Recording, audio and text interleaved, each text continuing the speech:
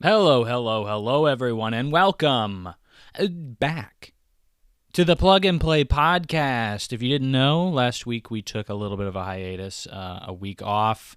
I was in the glorious land of Nippon, but we're back and we're going full steam. We got a lot to cover. It's been 4 weeks of absence on my part, and because of that, we got a lot. We got the Wolverine director moving over to Xbox. He's defected to the enemy. We got the Game Award nominees for Game of the Year. A lot of controversy surrounding that right now. A couple of other smaller news topics I'm going to go breezing through, but all very interesting. You'll want to hear them.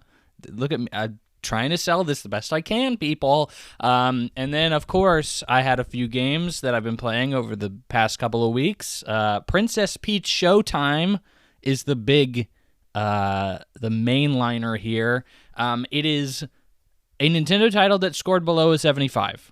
You can't say more about that than to get your interest possibly piqued. Does it deserve it? We're going to go into that. And then the new Alan Wake DLC, the final of its Alan Wake 2 expansions. I have some thoughts on that as well. And then a couple of other smaller things that I've been dabbling in here and there.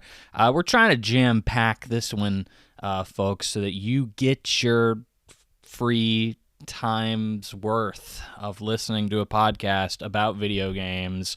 But before we get into that, ladies and gentlemen, if you can hear this, and I certainly hope you can, why don't you give us a rating on Spotify, Apple iTunes, any of your preferred podcast listening services? Why don't you send us a question on our Gmail account? That's plugandplaypodcast1@gmail.com. The email address is in the description of this podcast if you didn't want to write that down. It's easy. Send it in. You can be a part of the show. I'll talk about what you say to me. It's a great deal. It's free. Just takes time. Time and typing. Maybe a few clicks too. But anyway, I'm going to talk a little briefly about my time in Japan. I know it's a trip that I've always wanted to go on, but didn't either have the time, money, or courage to travel internationally to a country that does not speak my language. So I finally pulled the trigger on that. It is easily the nerd mecca. It is, if you love anime, if you love video games, if you just think Japanese culture is interesting, it's the place to be. What can I say? I lived out a lot of my weeb fantasies there, went to an onsen, went to Akihabara, which if you didn't know what that is, it's like the nerd mecca of anime and video games. Went to Universal Studios Japan and saw the Mario World there. We now have it in America. We're about to have it in 2 places in America, actually. But I went to the one where I couldn't understand anything, but it's still really cool. I went to some retro gaming shops. If you're unfamiliar, like Super Potato is the big one over there, or it's like the most famous. I've heard about it for a long time, like when gaming journalists used to go over to like Tokyo Game Show and stuff in Japan, which is kind of, I've spoken about it briefly here on the podcast before. Basically the E3 of the East. They would always go to Super Potato. It's kind of like a rite of passage to go and get a single game or a game of your choosing from Super Potato. And I did that. Super Potato is really cool. It's a really small little kind of, you got to go, it's like every building in Tokyo is kind of like squished together. Like I've been to New York before. If you think New York is cramped, Tokyo is like on another level. It's like not only are buildings incredibly cramped and squished together, but they're also like on top of each other. So there are like a lot of stores you can't even get to if you don't like climb stairs or go up an elevator or something like that, because like that's just how they have to make use of the space that they have available in the city. But you know, Super Potato is like crammed full of like people's signatures from the gaming industry and like all these cool little like memorabilia, like statues and stuff that are super rare, hard to come by. And I went there, and there are a lot of games at Super Potato and Akihabara, but it is very picked over. Since so many nerds go there, it's like kind of a rite of passage. What that essentially boils down to is most of the good stuff is gone. So I did end up getting a game. I wanted it to be a game that I like cared about and like wanted, or like kind of held like a special place in my heart. And I went and I got Kingdom Hearts 1 Final Mix for the PlayStation 2. I actually don't think Final Mix ever came out in America. I'd have to double check that, but I don't think it did. And the only copy that was in any kind of like decent shape for Final Mix, like there were some Final Mix copies, but they were like greatest hits copies, which if for a collector, you don't want the greatest hits version. It just means it's like the mainstream version. You want the version that's like it was before it was cool, Greatest hits, if you aren't familiar, is like essentially the label they put on boxes when it sold a tremendous amount of copies.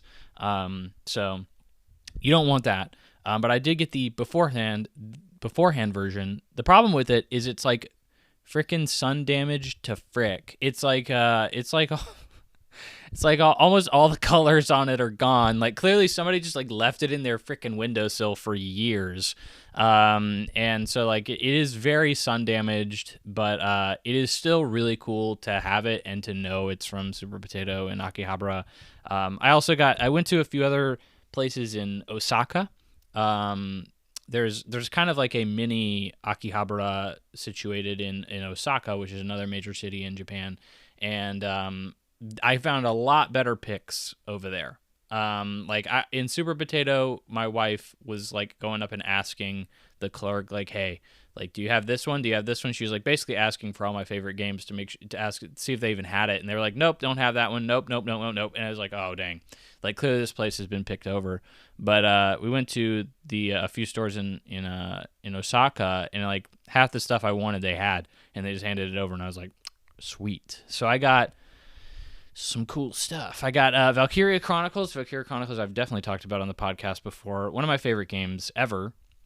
I got that in Japanese. And what makes this cool is the box art in Japan is often different than America.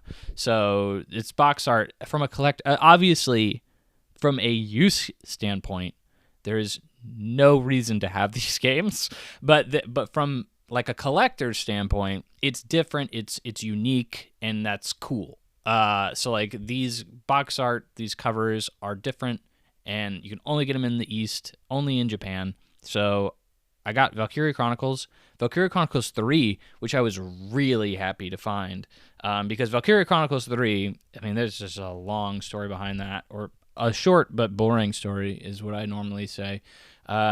Essentially, Valkyria Chronicles 3 never came out in the West at all. Valkyria Chronicles 1 and 2 sold so poorly that Sega just pretty much gave up on it at that point, and so they just never brought 3 over at all.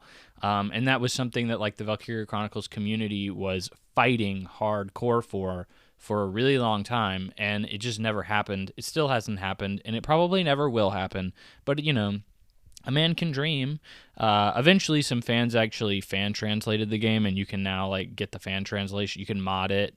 You can get a fully legal emulated copy, which I can actually say is fully legal for me to own now because I have a physical copy of Valkyria Chronicles 3. But you can get an emulated copy of it and install the mod, and you can play that game fully fan translated. And it's the only way to play it really for anybody in the West, any English speaking country. But I found a copy of Valkyria Chronicles 3. I mean, like, everything is pretty much mint condition. I know I said the Kingdom Hearts copy was like pretty bad, in pretty rough shape, but like everything else, the vast majority of these games in these stores were like mint condition. I found a couple of things that were still like sealed in box. It was like, I would not find this at a GameStop like at all. I got a copy of Resident Evil 4 for the PlayStation 2 simply because in Japan it is called Biohazard. If you weren't familiar, if you didn't know, Resident Evil is not called Resident Evil in Japan. which is where it's made, which is always kind of boggled my mind a bit. But it is called Biohazard. So it's Biohazard 4, not Resident Evil 4 in Japan. So Resident Evil 4 is my favorite Resident Evil game, and so I was just like, yeah, I gotta, if I'm gonna pick up a Resident Evil game just to have like as a cool like note that this is a Biohazard here, 4 is definitely the one I'm gonna get. Then I got 2 copies. Don't tell. I got one as a gift, but I got 2 copies of Pokemon Green for the Game Boy, which are like, why the frick do you want two copies of Pokemon Green? Pokemon Green's also a really interesting story. It was also never brought to the West, and you're like, what the frick are you talking about? What about Emerald, bro? What about Pokemon Green on the Game Boy Advance? That's technically different. So the original Pokemon Green, so in Japan, Pokemon was like a thing before the West, if you didn't know that. It was around for a couple years prior, and essentially when Pokemon blew up here and they decided to bring the games to the West, they decided to change Pokemon Green. Pokemon Green was turned into, if I remember correctly, it was turned into red. Red or blue, one of the two, but I'm pretty sure it was red. And it was pretty much the same version. It was just changed to have like Charizard in the opening sequence, and maybe there were a couple Pokemon that were different.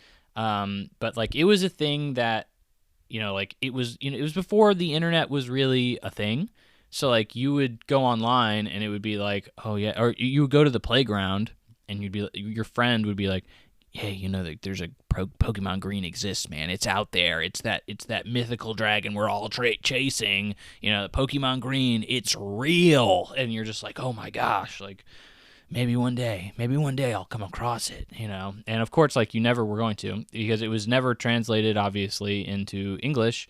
Technically, it was translated. I believe that is what Pokemon Green on the Game Boy Advance is like a modded copy. So like if you ever find Pokemon Green on like the Game Boy Advance or something, it's because it is a modded copy of the original Game Boy game put on a Game Boy Advance cartridge. Because that's that was the time period they were working in when they decided to port it, or translate it, whatever you want to call it. So it's a long story, but essentially Pokemon Green doesn't exist in the West at all. And so just having this like mythical thing that I heard about on the playground be real and me have a copy of it is like kind of surreal in a way. So I got that. It was also kind of interesting because I never thought about it, but like there's batteries in the cartridges for Game Boy games. So obviously, a Game Boy ran off batteries. It didn't have like an internal clock or anything like that. So in order for an internal clock to work, they just put it in the cartridge. So if it was ever keeping track of how long you had played or something like that, that was all in the cartridge. And that has to run off of a battery because it has to run, obviously, nonstop. And these batteries, as we all know, every battery runs out of power at some point. And so these games are like almost 30-ish years old. And of course, like they've run out of battery. So like on all the cartridges, they had like this game, has had its battery replaced. Like it is playable. And I was like, oh, dang, I never even thought about that. Admittedly, I will probably never touch this game. I will never play it, but like, because like, honestly, there's not that much reason to go back to it. It's just a collector's piece at this point. But it is cool. It's cool just to see how they, like, clearly the collectors are thinking about this and thinking about preserving it in some way, shape, or form. But yeah, it was really cool to see all that. I could go into all the anime and stuff. I'm trying to keep this pretty focused onto games. Obviously, Final Fantasy was very prevalent over there. Super Mario, very prevalent over there. Super Mario World, super cool. Super cool. But it was pretty surreal to go in there. I was admittedly like exhausted by the time we finally got into Super Mario World in Universal Studios Japan. So I really was more so on autopilot than anything else, unfortunately. I guarantee you I'll go to Super Mario World in America at some point. So I'm not too concerned about it. It wasn't like, oh, this is the only time I'll ever be able to experience this. I was actually somewhat underwhelmed by the Mario Kart ride. Like their big ride is like this Bowser's Mario Kart course kind of deal, which is like augmented reality, like Mario Kart. And I ain't gonna lie, like I was kind of like underwhelmed by it. I did not really enjoy it that much. I've heard a lot of people, a lot of influencers be like, "Oh, it's the super coolest thing of all time, and I loved it forever, and it changed my life." And I'm like, I can definitely tell Nintendo had a hand in it. It is more of a video game than anything else. Like you are like kind of actively trying to earn points and win the game and work alongside or against your fellow like riders of the ride, and it is cool.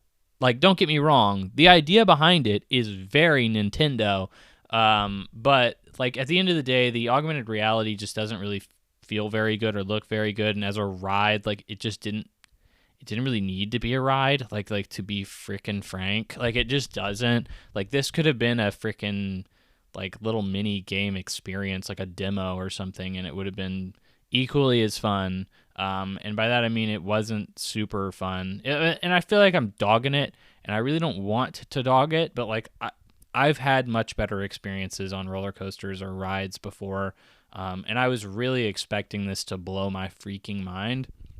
I really think the AR is what detracts from it significantly. It's just so much going on at once. It's hard to keep track of what's happening.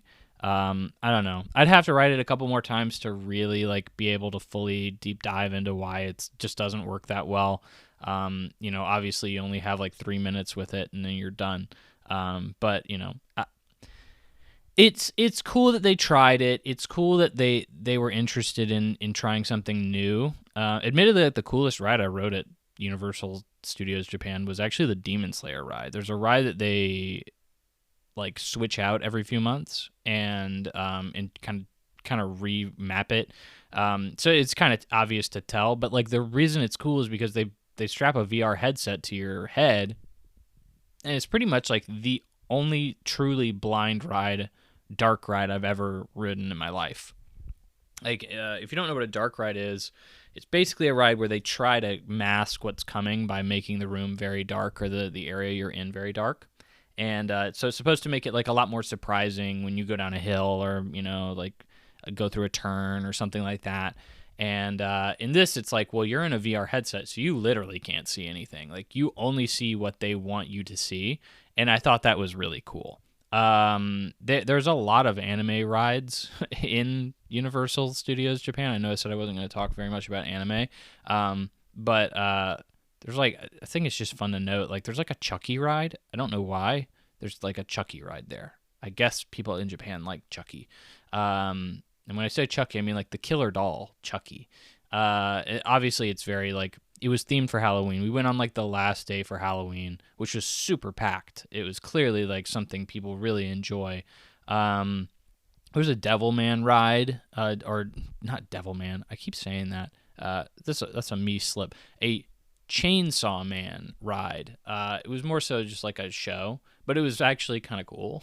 Like my wife did not enjoy it at all, but like I thought it was like kind of an interesting idea. I'm not going to get too much into it, but it is kind of a interesting Halloween twist on things.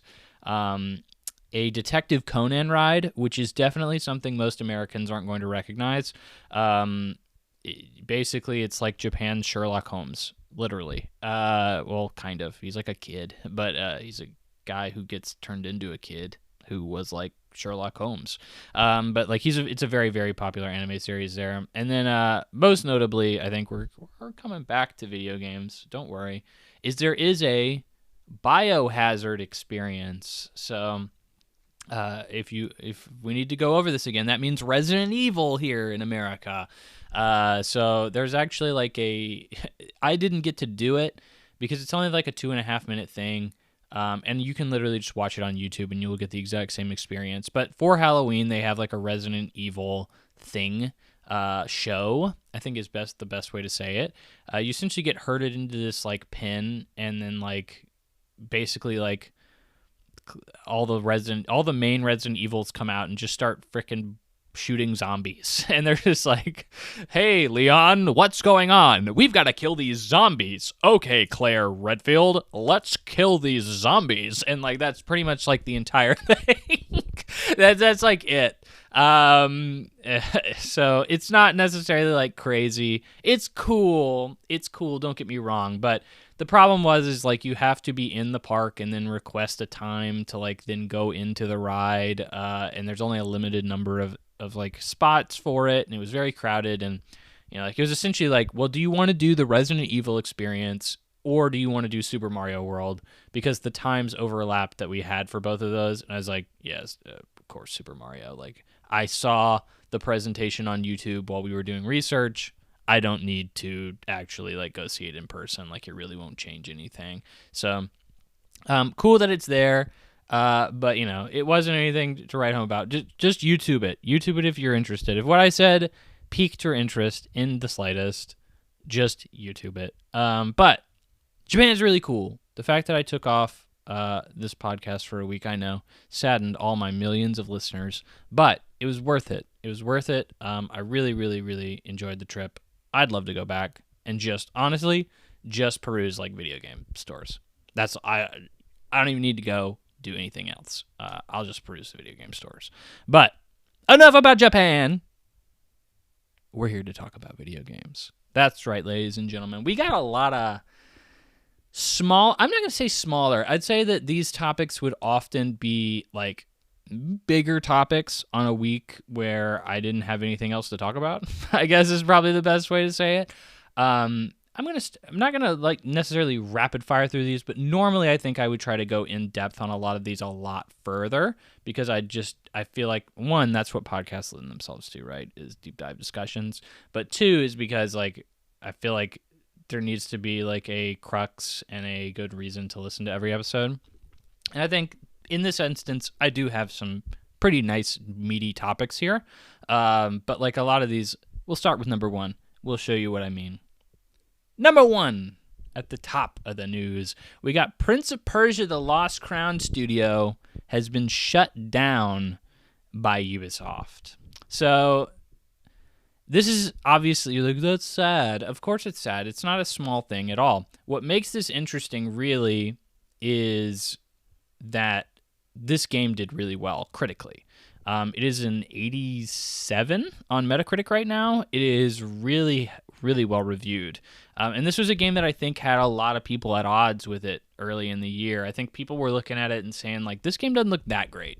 It's a Metroidvania from Ubisoft. Like, they're not really known for those games. This could easily be pretty mid, pretty average.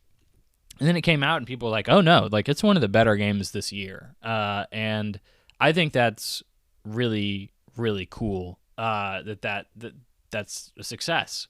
The problem is apparently the game didn't sell very well. So like that's why it's not as much of a news topic, is because of course nobody cared enough to play the game.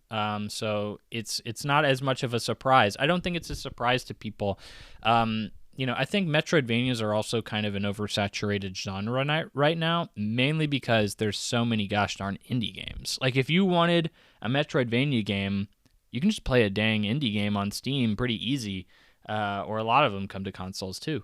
And it's not like you're freaking. You used to be starving for this genre. It used to be a genre that was like completely abandoned, and the indie scene really took up the torch for it and has kept it alive. But in this instance, like Ubisoft basically just shut down the studio who made a really good game, and it's like, okay, clearly the game was good. Like, why do you need to shut down the studio? And, the director of publishing for Baldur's Gate 3 actually has something to say about that. And he basically just points the finger at Ubisoft and says, look, this is your fault. And the choice quote that he has here that I really like is, it's really hard to make an 85 plus game, specifically referring to the Metacritic. It is really easy to publish it. So obviously the hard work is on the development team for making these games, and the not so hard work is just putting it out there for people to buy. So, as long as you have a studio that makes a good game, you should be able to sell it. And that was kind of Baldur's Gate 3, right? Is like, I don't think a lot of people were really super hyped about Baldur's Gate 3 before it came out. And then, like, for some reason, whether it was the publishing or the advertising or just the fact that it was a good game, like, that game kind of blew up and became one of the best-selling games of the year, and also one of the most critically well-received games of all time. So, it's hard to argue that from the guys behind Baldur's Gate 3. So his argument here is that this game should have been available on Steam from day one. And it's very funny he says that because it seems like Ubisoft already kind of knew that, because Ubisoft has come out and they've basically said, yeah, we're going to make these games available on all platforms moving forward, including Steam, which they've kind of notoriously avoided for a very long time. So like Assassin's Creed specifically is the one that they kind of were like, yeah, we're going to push that onto new platform or Steam moving forward. We haven't really done that in the past, and that's because we don't want this thing to frickin' bomb, because we've seen a lot of games come out not on Steam and they frickin' bombed. And that's because they're coming out on Epic Games Store day one and like the Ubisoft platform. And like clearly nobody is using those platforms. It's unfortunate, especially for Epic Games Store. I think that store kind of deserves to be a decent competition for Steam. But like this is, nobody uses them.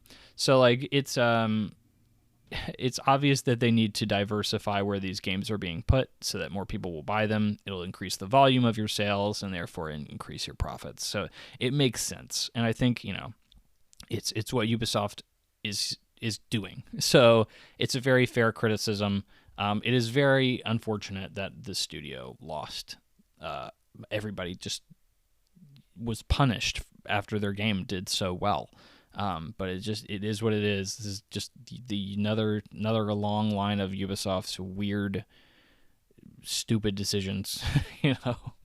It's not that stupid because it didn't sell very well, but obviously it was a failing on Ubisoft's part. I think it's hard to describe it as anything else but that. So unfortunate there. Sorry to hear about it. And so on to number 2. Mulitversus blamed for a $100+ million loss for the Warner Brothers game division. Specifically, the entire division is underperforming, as cited by the CEO of Warner Brothers on their financial report or their financial call this week. Mulitversus was the kind of thing that was the scapegoat, I suppose.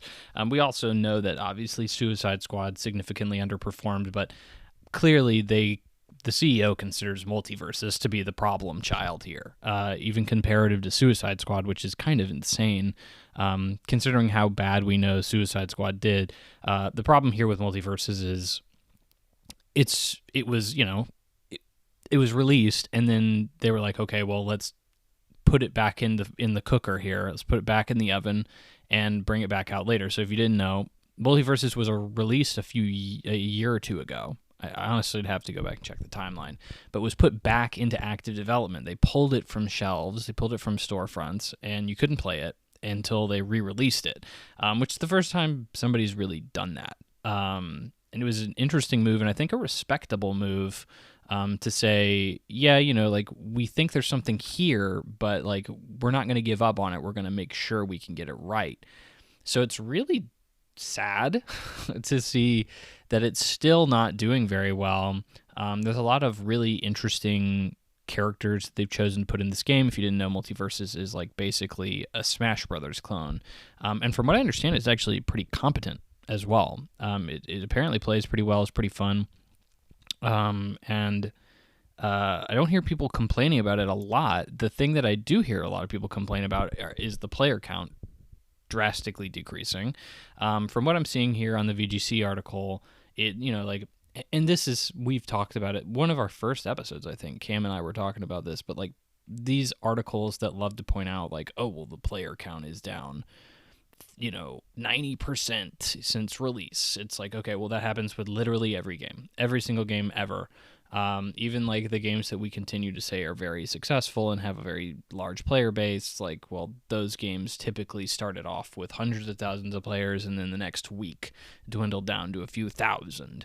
So it's really not that shocking. But apparently it started out with a few 100,000 players at release, and now it's only got about 1,250 active concurrent players normally, which is still very serviceable. Like, that's not bad at all.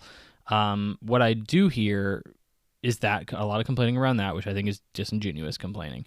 And then the season, the pay structure. So it's a free-to-play model, but it has a season pass that essentially makes it so that, from what I understand, I've never played the game, but from what I understand, it is very difficult to unlock characters or any kind of unlockable. Like, it pretty much forces you to pay. It's not very easy to unlock things without putting real world cash in, or putting in an absurd amount of time.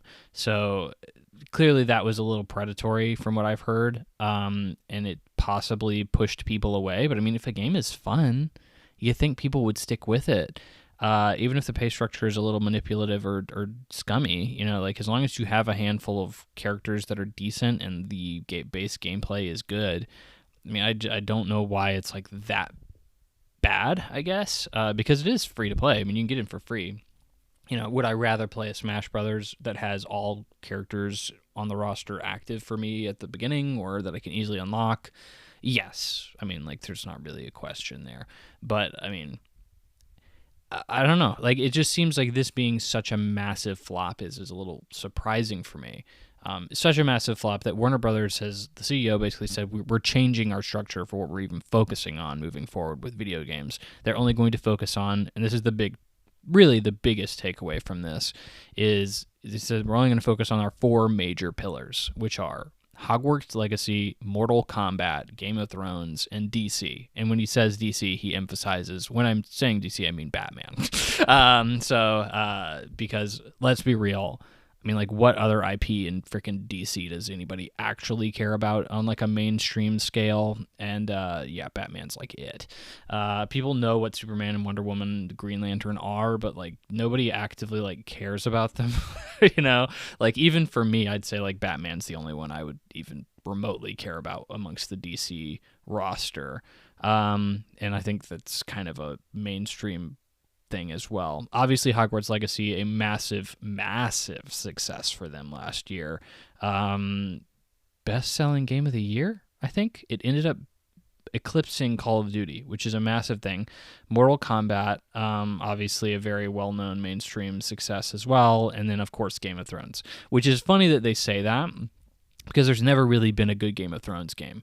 There's been a few Game of Thrones games, but none of them have been successful in, like, any way, critically or commercially. So hopefully that means they will be focusing on that in the future and making a good Game of Thrones game. But I mean, like, I don't know. We haven't seen much proof that can be done yet, but I'm sure it can.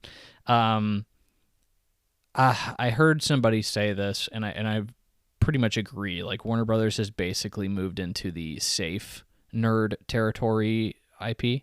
Specifically, like, if Big Bang Theory would make a reference to it on the show, then, like, they're considering it a pillar IP at this point. And I think that's fairly accurate. Like Big Bang Theory is the mainstream nerd humor that, like, even, like, somebody who's not into nerd culture would understand, like, oh, Star Wars, tee-hee, Star Trek, haha, kind of thing. And that's what they're doing. So I think it's probably wise. And clearly Warner Brothers just does. I mean, Warner Brothers has always been super scummy with how they do their stuff in general. I think, like, Lord of the Rings games, I think, were the more recent games that I've played from them. And, like, their freaking, like, in-game DLC for those games was kind of ridiculous. I really can't think of a lot of great exceptions to that rule for Warner Brother. They typically do make games pretty scummy. So, but they often make games that people care about because these IP are so strong. So, We'll see. I think it's basically just to note, if you don't like those 4 kind of games, then you're not going to see anything you want from Warner Brothers for a while. The thing is, I think that most people are probably pretty okay with that. I'm cool with them just focusing on Arkham games. I don't really need them to make anything else. Hopefully Hogwarts Legacy is like I think Hogwarts Legacy is kind of mid, to be kind of frank, but like I think like it's a decent base for a game that could be really good moving forward. Mortal Kombat's Mortal Kombat. I think, if you like Mortal Kombat, you're still going to like Mortal Kombat. And then hopefully, I mean, I don't know about Game of Thrones. That's an interesting choice in terms of a game, at least. But, hopefully we see something from that flourish in the future. But I think that's interesting to know how they're moving forward. So, next item. This one I think is fun. I think it's fun because isn't it fun to just kick a dead horse, to just laugh at something until it is 6 feet, maybe 18 feet underground, and that's what we're going to do here. The Borderlands movie is still not successful. That's not the headline, though. The headline that I found more interesting here, actually, is the Borderlands movie is responsible for increased game sales. So again, we had another financial report, and they came out, Take-Two, and they said, hey, we're going to be a little bit more selective with what we decide to make into movies because Borderlands didn't do so hot. The problem is, or the silver lining, they said, is that the game sales actually did increase, which is pretty much in line with what we've seen with something like Sony doing. Sony is clearly trying to maximize their brand synergies, and because Sony has so much, like movie producing studios, they diversify into several different areas of entertainment. They have The Last of Us show, and then they have The Last of Us Part 1 release alongside the show, and you say, oh, well, I like that Last of Us show, I'm going to go buy the game, and then you buy a $60 title that you probably didn't need because you probably could have gotten a way cheaper version of the original game, and Sony makes a buku bucks. And that's what happened here, kind of, I guess, with Borderlands, is even though the Borderlands movie flopped, it still put that, like movies, the IP out into the zeitgeist. It made people think of, oh, Borderlands, I like that game, or I heard about that game, I heard it was good, and then they go out and they buy I don't know, Borderlands 2, I guess. It's one of the best-selling games, I think, ever. So, yeah, just buy another copy of that, I guess. And some interesting tidbits here. So, in commenting on the movie, they said, so the movie grossed only $33 million. This is like a massive flop, considering the cost of production was $115 million, so we're already down there. And then the cost of marketing, which normally I hear the rule of marketing is like equal to production. Whatever you spend on production, you spend on marketing as well. But in this instance, they only spent $30 million on marketing. So that that chalks it up to a $112 million loss for the Borderlands movie, which is really, really, really bad. So bad that they moved it from theaters to digital within 3 weeks, basically just admitting defeat and saying nobody liked this movie. I have commented on this movie earlier in the year. I watched it when it moved to digital, and it's not like bad, but it is like, it's one of those, it's not like haha bad, it's just like bad. Like it's like, oh dang, like I just am bored and I'm wasting my time watching this film. And like that's like the worst kind of bad movie you can make, unfortunately. So at least we got some good from the Borderlands movie, but I think it goes to show that these cross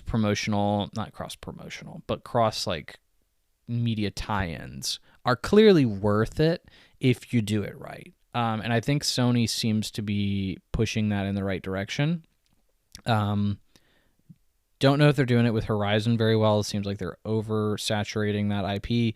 But something like a God of War TV show, a Twisted Metal game alongside the show, which they didn't, I guess they kind of dropped the ball on that. They decided to cancel that game.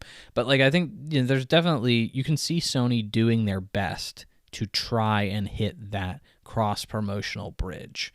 And it clearly can work. You just have to do it right. So That was just a small one. I just thought that was funny. Who doesn't like to kick a dead horse or kick somebody while they're down, right? Next. This one I always find this interesting, and this is always something that makes headlines whenever he talks. So Phil Spencer came out, and he did kind of a media tour, a cross-media tour. He talked to a bunch of different outlets, did a bunch of interviews, and we got a lot of choice quotes from him when he did so. Phil Spencer is an interesting cat. He is easily the most vocal of any gaming CEO I've ever seen, like ever. And it's really interesting for him to even do that, like at all. Because it's like, why would you put yourself out there like that? Like, there's just no incentive. There is no business incentive for a CEO to go out and tell people what they're thinking or how they're trying to move forward or really anything like that. Like, it doesn't benefit you at all. If anything, it just kind of leaves you open for criticism, and it's respectable, honestly. Phil Spencer seems like a very likable guy. He's very charismatic and very charming. Do I think he's making a lot of good business decisions? I mean, maybe you should ask Satya Nadella, the CEO of Microsoft. Clearly he thinks he is, because he hasn't been fired yet. So, but anyway, enough about that. The lines, the choice quotes that he comes out with. He has 4 that I wrote down. There was definitely several others that people were talking about, but I think these are the most important. So, number 1, and I think the biggest one, I think the most telling one is, quote, "There is no red line," unquote, for Xbox games that would be coming to PS5 or Switch. So obviously what this means is they are willing to take anything across enemy lines. Xbox is essentially no longer a house for exclusives. Exclusives don't exist. They are all going to be coming to PlayStation 5 or Switch at some point. We've already obviously seen this. We've had several big IPs or several smaller games like Hi-Fi Rush, Pentiment, and others, Sea of Thieves, come over to PlayStation and Switch and do very, very well. Clearly, Microsoft saw that as a sign that this was a good idea. Their platform was clearly not enough. They needed more money from the other platforms to make it worth it. So we've already seen that be a massive success. Xbox has recognized this, and they've already said, Indiana Jones, that's only going to be like a 3-month exclusive or something crazy. I think 6 months. I think it's a 6-month exclusive for Xbox. The new Doom game will be a day and date release on Xbox and PS5. So, basically what this means is I see them saying, yeah, this is clearly working, and we're not going to back down from this. This is only something we're going to lean into more heavily. So I think what everybody immediately thinks of is, well, Halo's coming to PlayStation. Like, that's what's happening. Like, there is currently talks to get Halo onto a PlayStation platform near you. And probably Gears of War. Gears of War is likely to follow. I would think that the obvious decision there is, well, you bring out Gears of War remasters have been in, rumor circulation for a very, very long time. Clearly they're in there somewhere, and what's going to happen is, well, here's Gears of War 1, 2, and 3 remastered on Xbox, and you can also play it on PS5. And now, for the rest of our games that come out, you can frickin', well, I guess you technically have 4 and 5, but who frickin' remembers those games, right? But you can now basically just jump into the titles as we release them with the Gears of War franchise. So I think that's obviously going to happen as well. This is just, what is Xbox anymore? Xbox is no longer a console. It is a brand. It is a brand, and it is Game Pass, and I think that is an interesting move. We've discussed it before, but this is essentially just I just feel bad for anybody who's an Xbox fanboy and is so deeply entrenched in this ecosystem and has dedicated themselves to it, because at this point, I'm sorry, but it doesn't exist anymore. You should abandon ship. There's just no reason for you to be there, at least for the time being. Maybe at some point we're all going to move to this homogenized PC, kind of console-y thing where everybody's games are on one thing. I think that's ultimately where we're moving to at some point. But I think it's time to reevaluate what console you're moving with going forward, because I just don't think it's worth sticking with Xbox. You just need a Game Pass subscription. You need a Game Pass subscription and a way to get access to it, which now there's so many ways to do that, which moves us into our next quote. Xbox is currently building a handheld, but it's years away.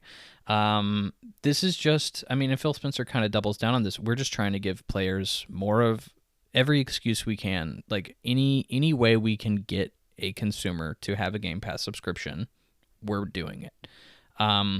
Clearly you have Nintendo Switch, but like I would think that this is just going to be an Xbox Game Pass machine. Whatever they're selling you, it will just be an Xbox Game Pass machine. It will just be an excuse for you to have an Xbox Game Pass in the palm of your hand.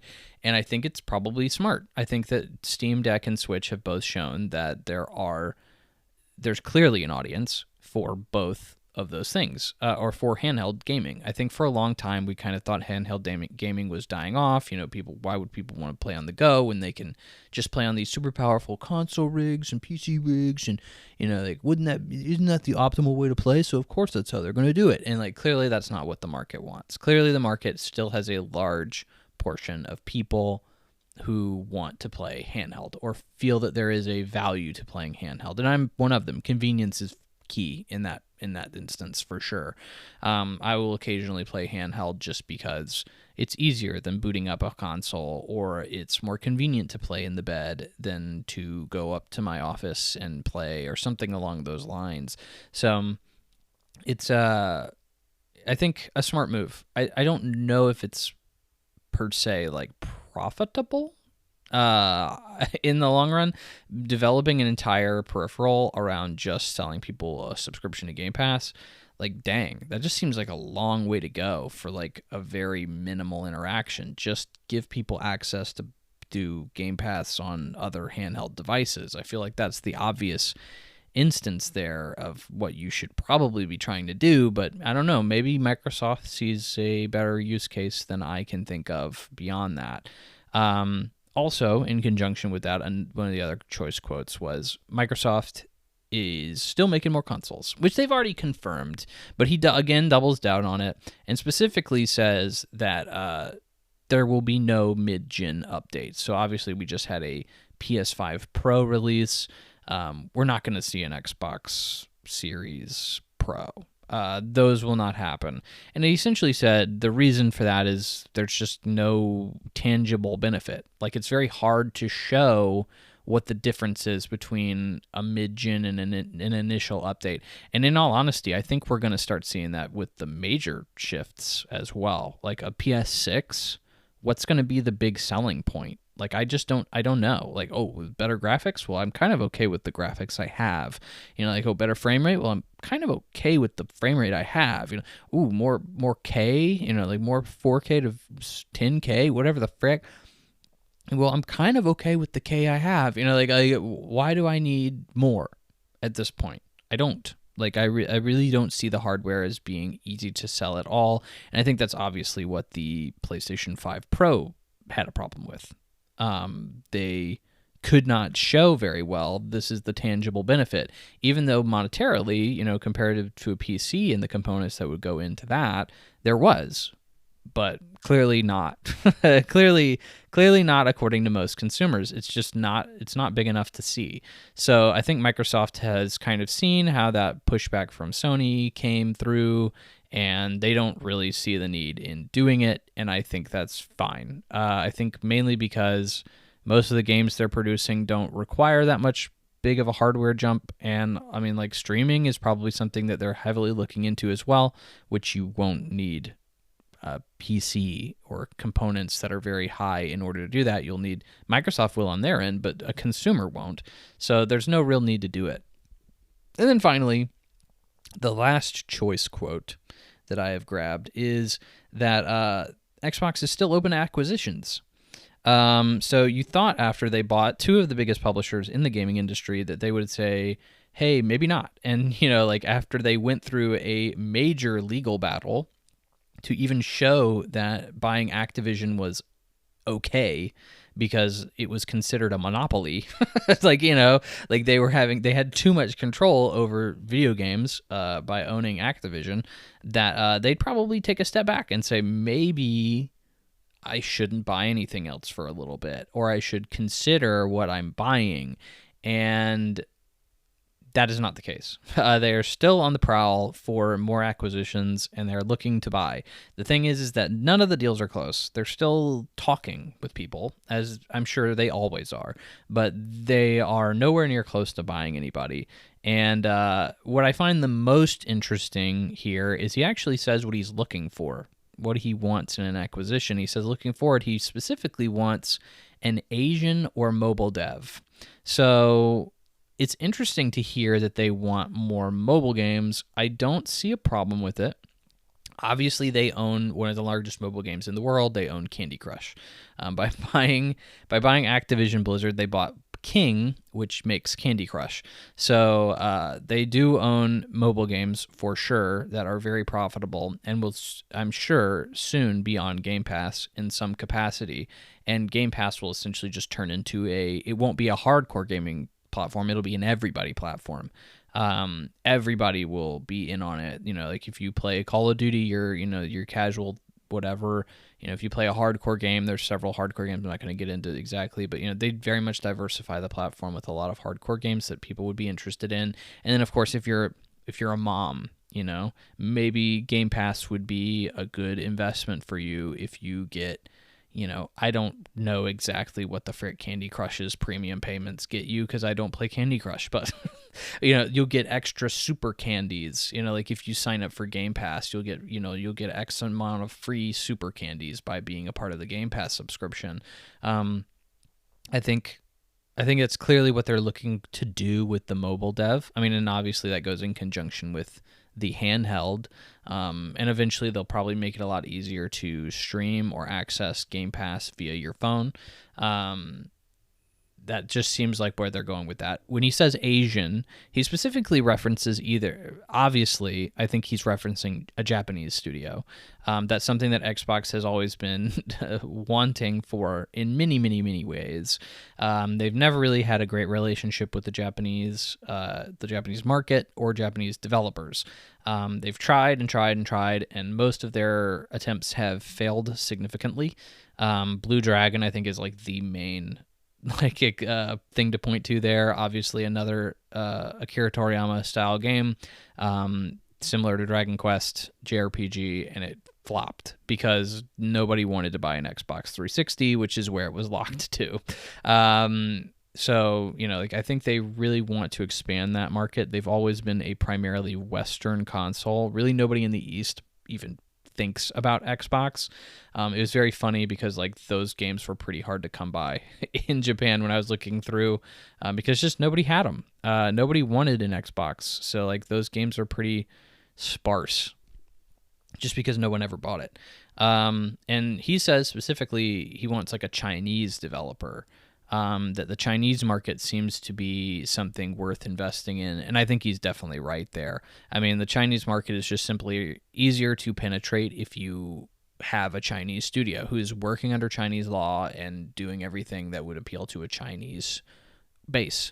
We've talked about with Wukong, it's just difficult to get games published in Japan because there's so many rules, regulations, and when you finally hit that magic spark, you access one of the largest economies in the world. And when you do that, that's a good thing that I think Microsoft would like to do.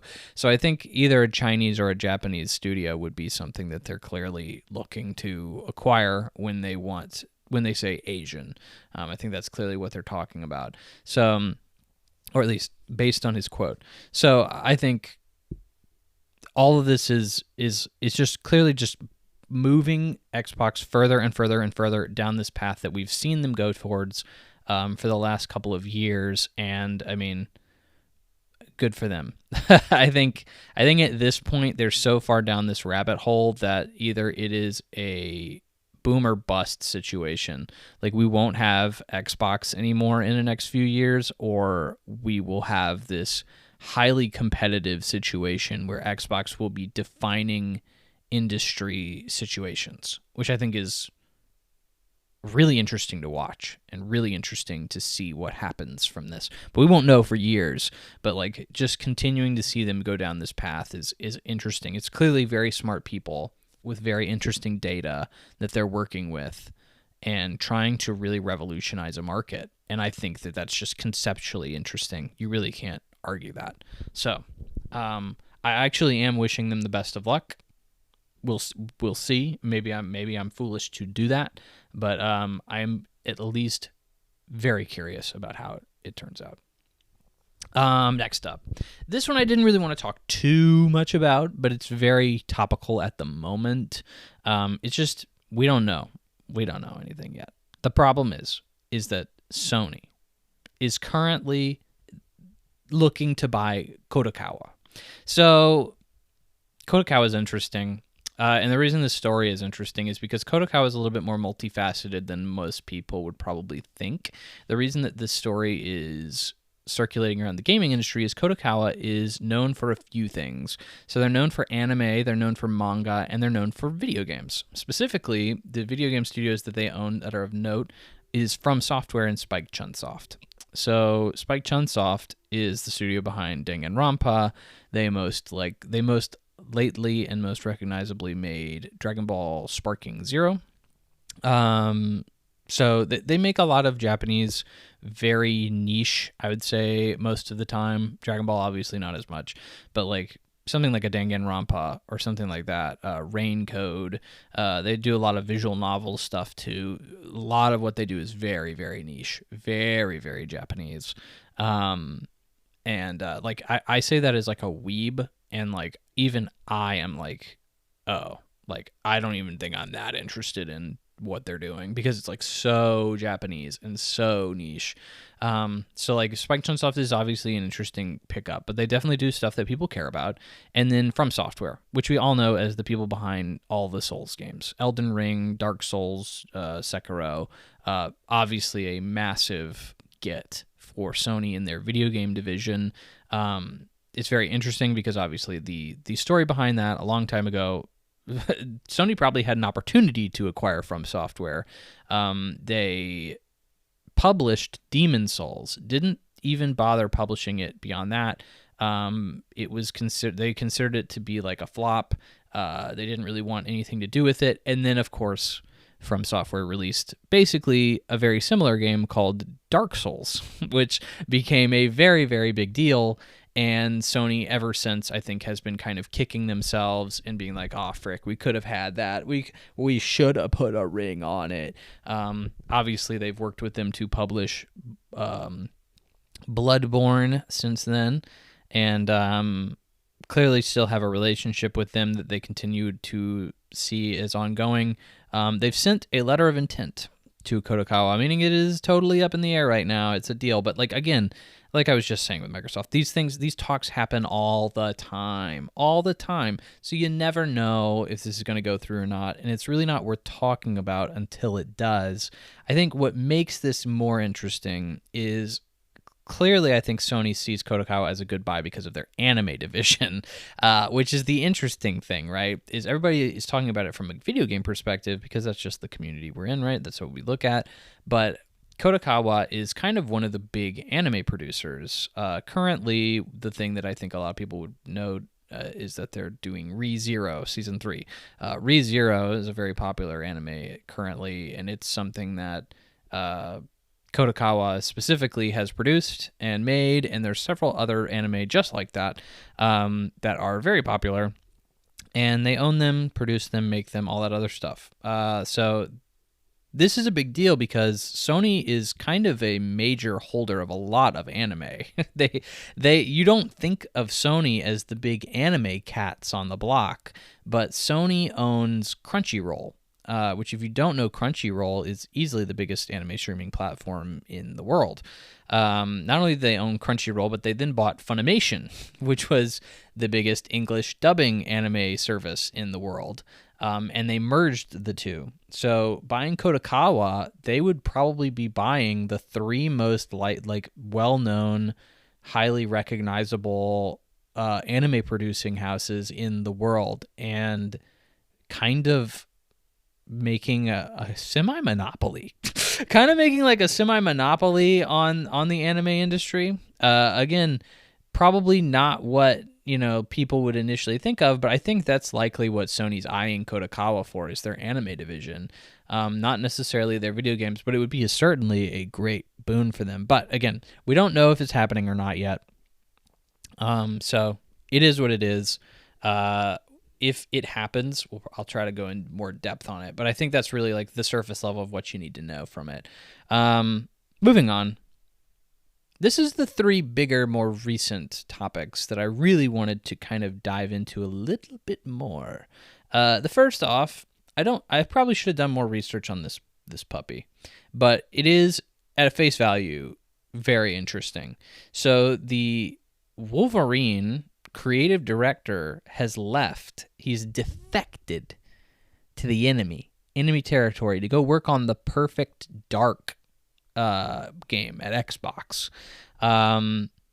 This is interesting to me for a variety of reasons. Apparently he left over creative decisions on Wolverine, which who the frick knows what that means. Could have been anything.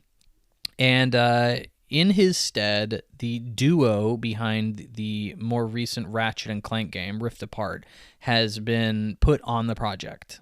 So they're the main men now on Wolverine. They've also helped out on a variety of other projects there. So this guy, he also was the director of Miles Morales. So he was kind of, I'm not going to say he was their B guy, but he was doing kind of their little sub-projects for a while, and Wolverine was one of his bigger standalone releases that he was going to be a part of, or he was going to be director on. Here's the thing, and what I think is the most interesting little piece here, is that both of these games are pretty well on in development. The bones of Wolverine, I think Perfect Dark is far more definitive now than Wolverine is. I mean, we saw gameplay footage of it recently this year, but I think Wolverine is probably still not as far along, but like far along enough that a lot of decisions have probably been cemented. You're probably looking at the bones at the very least of this game are pretty heavily like set. Same with your story, your characters. Like, I doubt there's a lot that can be significantly changed. Can stuff be tweaked? Can things be done to change the game? Certainly, of course. They probably have another 2 years before this game comes out. That's plenty of time. But to completely scrap the whole thing and like be like, this isn't working, we have to redo it, I don't think that there's enough time for that. I think it's still too far along. Perfect Dark is even more so. Like, this is so weird to see a man be brought in, another creative lead, be moved over to Perfect Dark this late into development. And honestly, I don't think this director is like a team enough to fix Perfect Dark. And you're like, Henry, what are you talking about? Perfect Dark's gameplay looked pretty solid, bro. Didn't you see it? Dude, Perfect Dark's gameplay looked okay on the gameplay that was demonstrated. And the thing about it is we have so many internal reports saying Perfect Dark is a mess, an absolute dumpster fire. That, it's been in development, heck, for like years, and people keep quitting. So many people getting rotated around. Like, there's just no saving this. Like, this game isn't fun.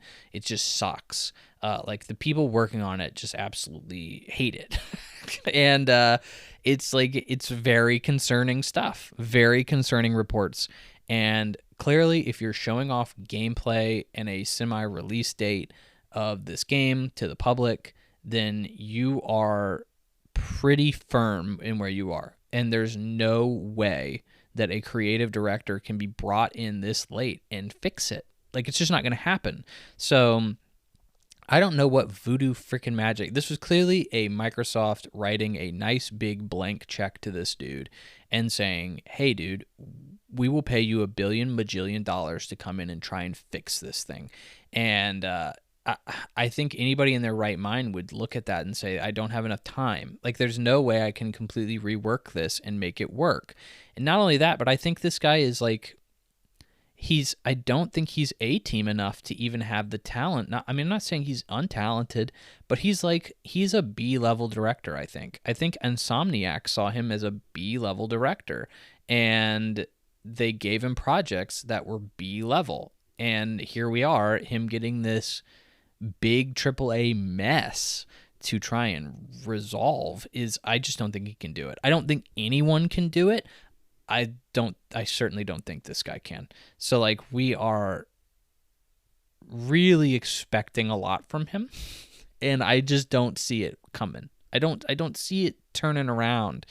I think Wolverine is probably going to be fine. I think it's like the B-level Ratchet and Clank developers making, filling in for the B-level Marvel Studios guy. Like, I think it's going to be fine. I think it's going to be A-okay. I don't expect this game, Marvel's Wolverine, to be some A+, 90+ game. Like, I don't see that happening. But I do see it being a solid, fun time that you will enjoy. And then you'll put down and you'll say, that was fun, and you won't think about it much after that. Kind of like Rift Apart. That's how I felt about Rift Apart, is I thought, this game is good. And that was like it. Like, is it the best Ratchet and Clank game? No. Is it the worst Ratchet and Clank game? No. It's good, though. Like, that's kind of how I think Wolverine's going to turn out, too. And I just think this is a really interesting scenario to see all these people moving around, and specifically how they even got this guy to do it and why. Like, Perfect Dark, yeesh. I'm very curious to see how that game comes out of the oven, because it just, too much has happened to it over too long a period of time. It's really going to be surprising if it comes out and is anywhere near okay. Okay. Next. And what I think is, when we were talking earlier in the show about beating a dead horse and, kicking something while it's down. I think, why don't we just keep doing it? Let's keep doing it. Firewalk, the creators of Concord, has been shuttered, and they have confirmed they will not revive the IP. Sony will never return to Concord ever. They have decided. On top of this, there's also news that Neon Koi was shuttered at the exact same time. When I say shuttered, obviously, I mean closed. Neon Koi, we're just going to quickly cover this. It is a mobile studio. So they made mobile games. The thing is they never made anything under Sony. They were purchased. They've never made a game. And so, like, this is just basically Sony saying, we don't really want this anymore. Bye. And it's a nothing. It's really not much to comment on there. So there you go. All my respects to the people who are no longer there at Neon Koi. I'm sorry you didn't have a chance to ever actually do anything. So Totoki, the acting manager currently over the PlayStation brand, basically claimed it failed because they didn't make enough checks. They kept saying, this looks good, this is good, this is good, and then they shoved it out, and they were like, oh, people don't like it? Well, we're way too far along. And that was pretty much like why this game failed. We've gone into it. I feel like I've dissected this into a million different pieces. Here's the thing. Closing the studio was an interesting move. Basically, we were all kind of wondering what the fate of these guys was. Clearly there's talent at this studio, and they made something that didn't hit, and they had a lot of faith put into them for it, and they really thought that this was going to be massive, and it flopped hard.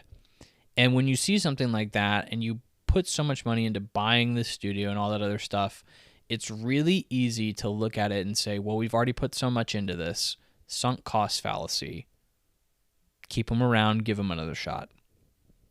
And Sony clearly said, no, there's no way to do this, or it's not worth keeping them around. And I think that is like kind of an objective, harsh business reality that is probably the right move. Unfortunately, like, it probably is the right move.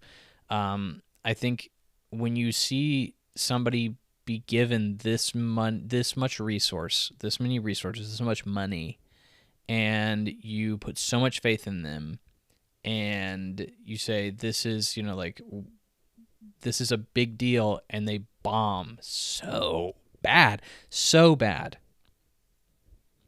that it's hard to really turn around and be like, no, it's okay. Let's try again. One more time. It's according to reports, we're estimating a $200 to $400 million loss on this game. Loss. That is as much money as it takes to make a Last of Us, to make a Spider-Man, to make two of them, if you believe $400 million. What the frick? You lost that much. It's an astronomical sum. Astronomical. And I just don't understand keeping that around. Reviving Concord again, the brand had been burned so bad. It had been burned so bad. It had such a stink on it. Clearly a laughing stock of the industry. People seem to only associate that name with death. And I think that's possible that's one of the things that helped kill it, was people just never seemed very excited about it. And by the time anybody started talking about it, it was about how it was going to die.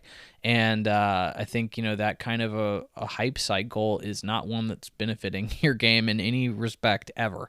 And that's what happened, is this game just fizzled and burned real fast. Really more like exploded into a freaking grease fire. Yeah, it's another one of those interesting moments that they finally, this is the cementing of what we're going to be doing. We put a final rubber stamp on this. We are done with this entire fiasco, which you just don't ever see people do. Most companies hang on to IP until nobody even remembers them anymore, just in case. Just in case. We'll give it a chance. Mulitversus just brought back, they put a game in development, put it back in the oven, and brought it back out, and it still didn't work. So again, maybe Sony's learning from other people's mistakes here. I don't know. But most people hold on to these IP and just let them sit forever. And yeah, the fact that they're just nope, not doing it. Funny enough, so because this game, I think it was projected, it sold about 25,000 copies, which were, of course, all refunded. You got your money back. It is by de facto, one of the rarest games ever. So I actually bought a copy of it. I think earlier in the year, I said this game is it was selling for over $100, because that was already kind of the idea, was this was going to be one of the rarest games ever because it didn't sell. And so everybody was trying to get a hold of it, and people were buying the game for over $100.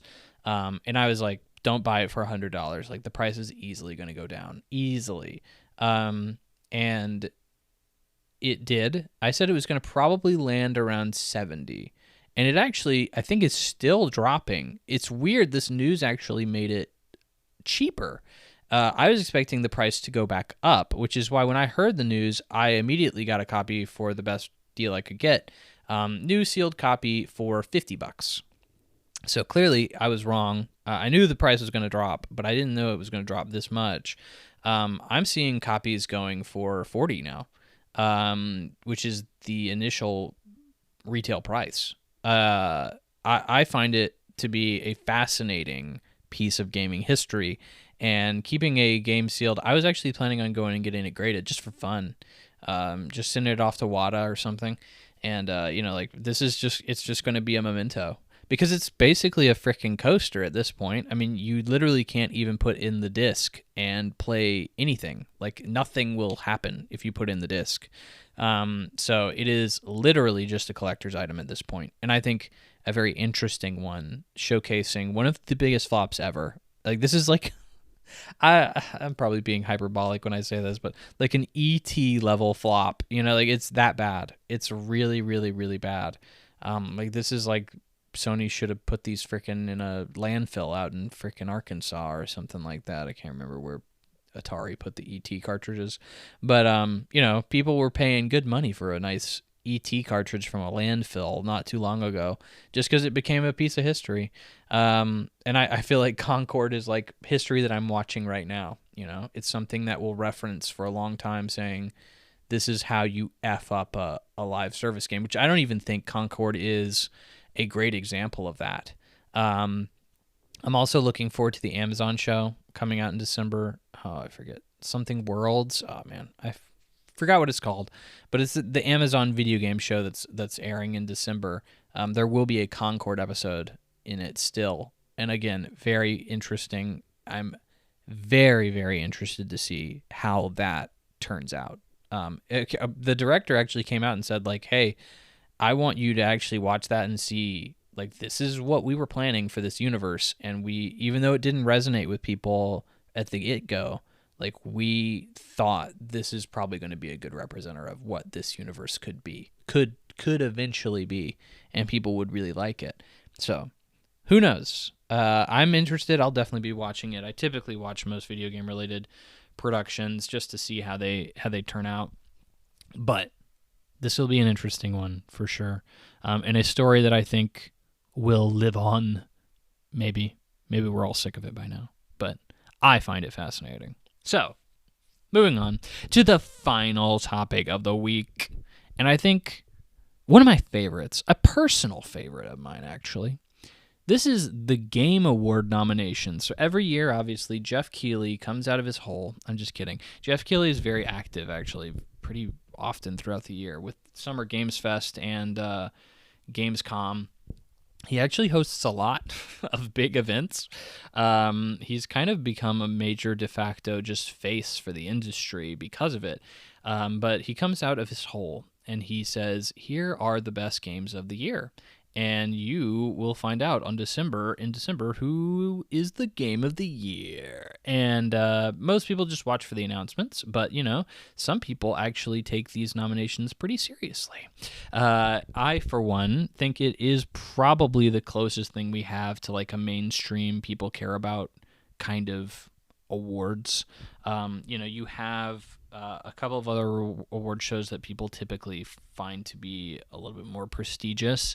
But like this is the one I think most of the gaming industry looks at, and most of the general populace kind of says, like this is the one we're gonna watch, for better or for worse. So, I'm considering doing like a segment maybe before the Game Awards, maybe next episode, where I go through all of the categories. Just depends on how hot of a week it's been in terms of news, but just kind of giving my predictions. But for now, we're just going to go through the Game of the Year nominations, because this has been a little contentious. So, for Game of the Year, we have these games, and also Best Game Direction, because I don't think anybody realizes there is a difference between direction and just being a good game. So, the fact is, the exact same nominations, but we have, for Game of the Year at the Game Awards, nominated, they have 6 nominations. Number 1, Astrobot by Team Asobi, Balatro by Playstack, Black Myth Wukong by Game Science, Elden Ring Shadow of the Erd Tree from FromSoftware, Final Fantasy VII Rebirth from Square Enix, and Metaphor ReFantazio by Atlas, or Studio Zero, I believe is the actual studio behind it. So, right off the bat, you may have noticed one or two things here. I think the major thing that people thought is, hey, why is there DLC nominated for Game of the Year? And I think it's a fair thought. Very shortly before the games were announced, the Game Awards kind of came out and had a little press release of sorts. They made a statement and they said, hey, this year, if people want to nominate an expansion for Game of the Year, we're going to allow it. And that was pretty much them basically saying, hey, guess what? Shadow of the Erd Tree is going to get a nomination for Game of the Year. it's interesting because I actually hear a lot of people push back and say, oh, this game or this year kind of sucked comparative to 2023. 2023, one of the best years ever. And I think honestly, I think 2023 is going to go down in like one of the better games in gaming and one of the better years in gaming in a while. I think this year was still really good, but looking at these nominations, I'm like, yeah, we had a lot of good games. I don't know if we had a lot of great games, because let's be real, Shadow of the Erd Tree being on here means, I think, a lot of things, and one of which is we just didn't have a lot of standouts. We didn't have a lot of really big ooh and ah moments in terms of video games. And then I'm going to get into another one of these nominations that I think is a little controversial, but not a lot of people are talking about. Like, it's freaking kind of crazy to me. The big emphasis here is, why is there DLC? So I'm going to give my opinion on that because I have a podcast and that's what people do. So DLCs have never been nominated for games before, for Game of the Year before. It's not something that normally happens because technically you'd have to also include the original base game, which was probably nominated in a previous year, which of course Elden Ring was and did win for Game of the Year back then. So it seems a little redundant. It seems a little controversial in terms of, why are we just doing this again? DLCs are also typically not necessarily as good as the original game. They are kind of just an expansion of what that original experience was. They're not necessarily building upon it in any significant fashion. So essentially, Shadow of the Erd Tree was nominated because it was just more Elden Ring. Funny enough, more Elden Ring was, as we covered on this podcast, still fairly controversial, to a point where, like, Steam reviews were negative early on. The difficulty was very contentious, and so much to a point that the developers actually reneged on a statement that they've made in the past where they're like, oh, I don't care if you don't like the difficulty, you're a loser. And then they changed it. They changed the difficulties curve because they considered it to be like too many people were upset about it. So this is easily like the most flawed like conversation I've ever seen around a FromSoftware game. Like, most people don't complain about them, maybe not including Dark Souls 2, but like especially Elden Ring, which seemed to be a just industry darling that everybody loved. It was very clear that Shadow of the Erd Tree was a little bit more controversial in its reception. Do I think it's okay? Honestly, I think so. For this year, I think it's fine. It was one of the higher reviewed titles, and it was still considered a very lengthy experience, like over 30 hours of content or something like that. I think that when you have so much content that you're basically another game, that it's okay. It's not like egregious to me. Like, would I have preferred? I think the biggest snub here is that, or the biggest problem here is that it's snubbing another game that probably deserved recognition. Clearly, it was whatever was going to be filling its place was not going to win, but it was a game that probably deserved recognition. And we had a lot of 90+ games this year, a lot of high 80 games this year that were critically successful. And, like, why isn't the 90 Yakuza game here? Why isn't the 87 Silent Hill game here? Silent Hill, I haven't played it yet, but like, these were games that clearly people really, really liked. Why is it Shadow of the Erd Tree gets a pass? Because it's FromSoftware? I've seen some debate that it could be because Jeff Keighley clearly is trying to maintain a good relationship with FromSoftware, because they continually announce their games at his events. So, like, it is Jeff Keighley saying, well, I'm going to put my thumb on the scale and say, like, well, yeah, sure, it's my rules, so yeah, you can nominate Shadow of the Erd Tree this year if you want. I think that's, I don't know, I just like to think better of Jeff Keighley. I don't know what it is. I just genuinely think that Jeff Keighley does have a good, like, intention with what he's doing, and like a good like he's genuinely trying to move the medium forward in some way, shape, or form. Or the industry is probably a better way of saying that. So I just don't know. I don't see him as that much of like a cynical money grubbing dude, which just seems like very recently that kind of association has been, put with him, that descriptor. And I don't know. I don't agree with it. Maybe I'm naive. I don't know. But I genuinely see him as a guy who genuinely loves video games and wants to see them flourish more. So I don't necessarily see this as that big of a deal. I do see it as a snub that, like we shouldn't really give DLC credit because, like I said, it's the original game is really where the meat and potatoes of this experience is, and you've already given it Game of the Year. So you're really just kind of filling up a slot here. And I don't think it'll win. Because, I think we have too much controversy around it right now. What I think is really the real sore thumb of this is Black Myth Wukong. I don't feel like I see anywhere near as many people talk about this. But Black Myth Wukong being there is somewhat odd to me. I feel like the controversial thing here is everybody that I hear talking about this game is like it's very mixed. Like it's very like, sure, a lot of people played it, and I do think a vast majority of the people who played it were from frickin' China. And I think nobody really, like, people were looking at it, but they didn't really care that much about it until there were all these frickin', articles about how it's one of the most played games of all time. It's breaking records left and right, and I think all these records are from the Chinese population that really it resonated with, and all bought it day one. This game is an 82. I think it's an 81 on OpenCritic, 82 on Metacritic, if I remember correctly. That's really low for a Game of the Year nomination. Like you just don't see that very much. And I mean, like whenever I heard people talk about it, it was like, this game is an okay action game. It's okay. It's not great. It's not bad. It's not, it's not fantastic, but it's not bad either.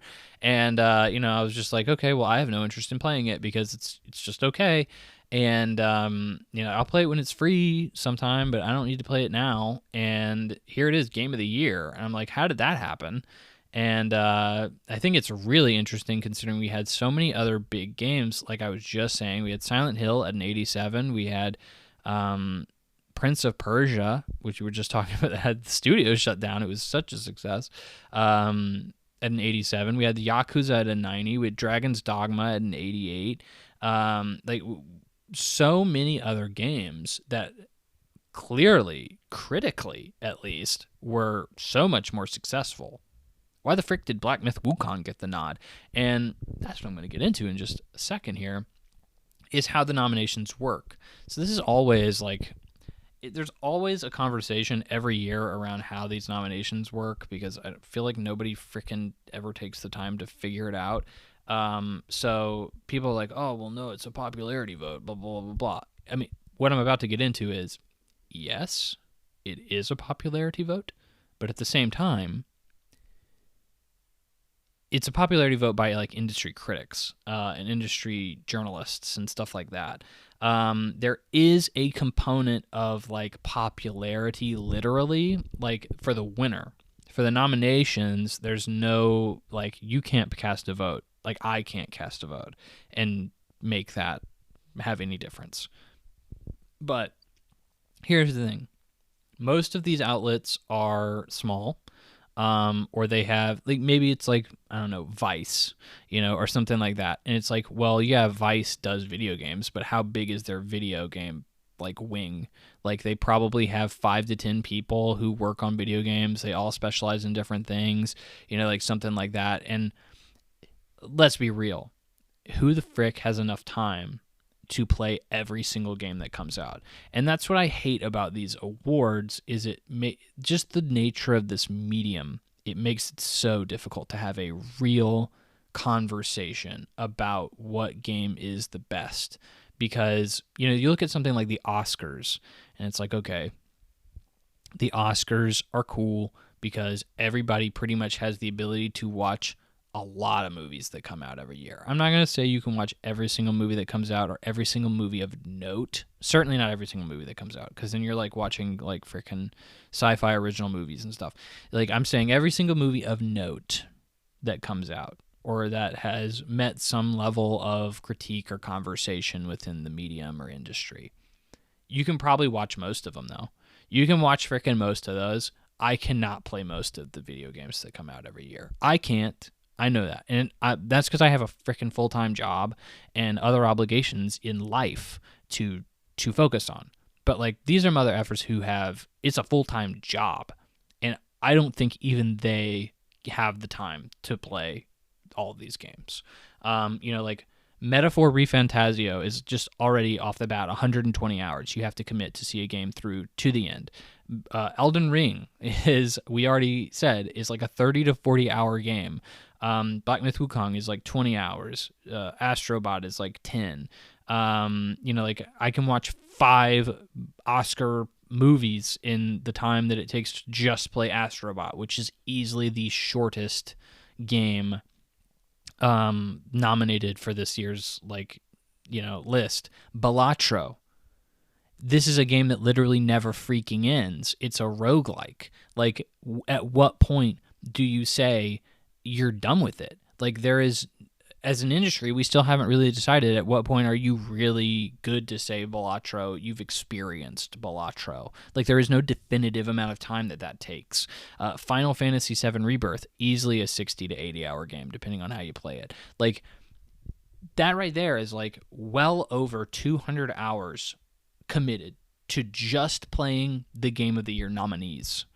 That's not including all of the other games that were nominated for every other category, and then all the other games that came out this year to even see if they're worthy of a nomination.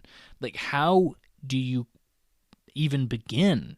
There's no physical way. There's literally, when I say that, I mean it. There is no literal physical way for you to have the time of to give every game the shine that it needs to decide on any of these categories. So when the way it works is these outlets get essentially a blank slate, and they say, what games do you want to nominate for what category? And whatever game gets the highest number of votes gets into the nominations. And then when you have the nominations, then they all go vote for the one that they want to win. And obviously the highest vote wins. And then there is like a community vote attached to that as well. So, how does that work? How do you decide, as somebody who is trying to decide what the best games of the year were, how do you decide that? Well, the obvious answer is, what games did I play? Like, I'm not going to nominate a game that I didn't play. Like, if I was doing that, that's what I would think, well, I didn't play Metaphor ReFantazio. I'm not nominating it, so I'm not. And then when I get around to voting for it, like, if I was a journalist or an outlet that was given, priority to vote in these categories, what am I going to do? I'm not going to vote for Metaphor ReFantazio because I didn't freaking play it. I mean, I played the demo. I played like 5 hours of it, but like, I did not beat the game. So like, or Black Myth Wukong. I didn't play any of Black Myth Wukong. That's a better example. I'm not going to vote for Black Myth Wukong. I don't think Black Myth Wukong is going to win at all, but either way, I would not vote for it. So what this essentially boils down to is, well, how do people choose what to play? Well, you play what's popular. Like, let's be real. Let's really get down to brass tacks here. You play what's popular. So if your game isn't popular, you're not going to get the time of day. And I think that's what Black Myth Wukong what happened with Black Myth Wukong is Black Myth Wukong just got played a lot. A lot of people freaking played Black Myth Wukong. And what it comes down to is enough people said, I played a lot of games, but like, Black Myth Wukong is one of the best ones I played because the rest were garbage or whatever the case is. And so it just got the nomination. And I think that when it comes down to it, I think a lot of people are going to look at these and they're going to say, what did I play? And I think a lot of people are going to vote on what they've played, and what they've played is likely going to be the most popular game. So this is the unfortunate reality of just the system of how games are laid out and how much time is in a human lifespan, and there's just nothing we can really do about it. It's unfortunate. But that's just how it is. So I think Black Myth Wukong is the black sheep here. I think Elden Ring probably shouldn't be there, but like I don't necessarily see a problem with it. And I'm just going to go ahead and lock in a winner here. I think Final Fantasy Rebirth and Metaphor ReFantazio are going to split the JRPG vote. I think you're going to get a split vote there. I don't think Black Myth has a chance. I think the controversy around Elden Ring, people are going to snub it. And I think Balattro's an indie, so it's not going to get the nod. I think Astrobot wins. I think Astrobot's going to win. I think it's a game that, I've said I think it got a lot of points just because it panders to a hardcore gaming demographic, which is who's going to be voting in these for the most part, at least. And I think Astrobot's going to come away with the win, which, do I think it's deserved? I don't know. Maybe you should listen to my Game of the Year choices at the end of the year, but I think Astrobot's going to come out with it. And we'll go through the rest, I think, maybe next episode, so it's a little bit more topical, a little bit more close to time on the awards, but that's my thoughts. Those are my thoughts on the Game Awards, Game of the Year nominations. A little bit spicy takes out there from people, a little bit, but, we wouldn't be gamers, right? If we weren't toxic and always complaining about things, we wouldn't be gamers. So, thank you for bearing with me through that news, some of which a little belated, but, it is what it is. To try and fill my gaming impressions, we're moving on to gaming impressions now, by the way, if you didn't realize. To try and fill my gaming impressions, I've played a lot. Normally, I don't talk about games unless I've beaten them. In this instance, I'm going to talk about games if I'm done with them, is a better way of saying it. So I played a few other little games I'll get into really quick, just because I think, it's fun to talk about them. But I've played a handful of games over the past few weeks, and a lot of which I didn't stick with, a lot of which I did. So, fortunately, there were a lot of smaller experiences that I got into. The first one is an interesting one indeed. It is the Death Note game. This is a free PlayStation Plus game based on the popular anime Death Note. It's interesting because Death Note has been something that they have weirdly tried to shoehorn into a lot of Shonen Jump games, and it's never really worked. If you think about any like Shonen Jump like collaboration game, Death Note's always there, and it's always the one that people go like, "Ooh, how did that happen?" You're like, "What are they gonna do with this?" And then like they never do anything particularly interesting. But it's still, Death Note is just very interesting because it's the Shonen Jump anime that like basically didn't do anything that Shonen shows normally do. It's a very intellectual, like mind gamey kind of show. Which is, if you don't know what shonen is literally just about punching you in the face. Like that's all it's about, is just like infinite amounts of testosterone and just like beating people up. That's normally what shonen genre is normally associated with. So Death Note's very interesting in that it breaks that mold. But they made a Death Note game specifically for Death Note, and it's a social deduction game.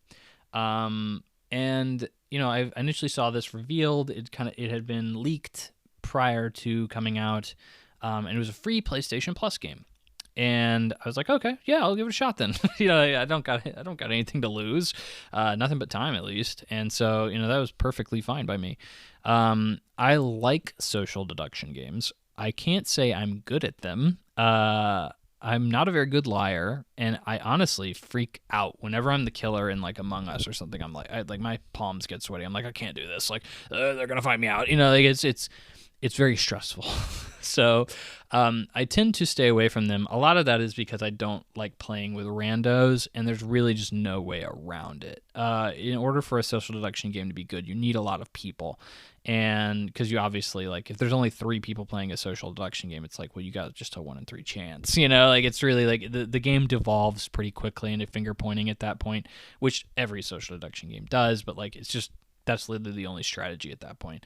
But like in this one, this was actually a lot more involved than I gave it credit for when I first saw it. I just thought it was going to be an Among Us ripoff, like, of course, which to an extent it is. I mean, like, you could say any social deduction game is a ripoff of Among Us, if that's how you want to say it, which I'm not going to say that in this case. I think it definitely does enough to separate itself. I will say that the art style is based on like a cutaway demonstration thing that's in Death Note a few times. I think I saw some people kind of put off by it. It's cartoony. I would have rather the game just looked like the anime. That would have been nice. But like there was clearly a lot of production value. There are a couple of, like, when you win and lose, or when you start a game, you like get these kind of anime like showings of like Light and Kira, or Light and L, who are the 2 protagonists of the main protagonist and antagonist of Death Note, and they're very well done and they're very interesting, but you only see them at the beginning and end of the game, and it's very minimal. But like, I would have loved to have seen that more prevalent in the game, but instead you're these little, like, almost like, what do you call it, like Russian dolls kind of like things, like hopping around the map. It's very minimalistic in terms of its presentation, very almost kind of cartoony, and not in an anime way. And I saw some people kind of being like, well, that kind of sucks, I really don't want to play like that. But like, in terms of, again, being faithful to the IP, I think it works. It works. You have to get used to it, admittedly, but like, and it is definitely a hump, but it's like, it's better. It's better than nothing, I guess, It's not horrible. The game's mechanics focus around like a cat and mouse kind of approach. And I think that's one that really is well suited to the IP. Because, again, I mean, see, we're already getting into a problem here, okay? Is every time I talk about this game, I have to say, well, let me tell you about the anime. And because everything in it is so deeply entrenched and, like, related to it. And I think that's kind of a hurdle for this game, is if you don't know much about Death Note, I think this game is it's another hurdle you have to get over in order to play it. But in this instance, essentially, there's a dude who has a notebook. Whenever he writes a name in that notebook, that person dies in the way that he dictates. And there is a detective that is trying to find him and make him, pay for his crimes, like identify him in this weird way of killing that essentially leaves no trace. How can you find a killer that leaves no trace? And that is essentially what you're tasked with in this game. There is a killer and a assistant to the killer, and all of the rules surrounding this are essentially the same ones from the show. Like, you can only you can only write somebody's name in the book and kill them if you have their name. The only way to do that is by making contact with them and stealing their ID tag, and then you can write their name in the book and they can die however and whenever you want. You also have a follower, and that follower can take the book from you, and you will no longer be able to be caught as Kira, but they will. So essentially, the game ends when either you find the Death Note as a group, or you everybody dies except for the killer. So and or his friend, his little servant. So there's a lot of, because of the rules of the show, it makes it a little bit harder to be identified as a killer, because you have like a constant scapegoat that you can continue to use, get rid of the one thing that can help, that will make you lose the game.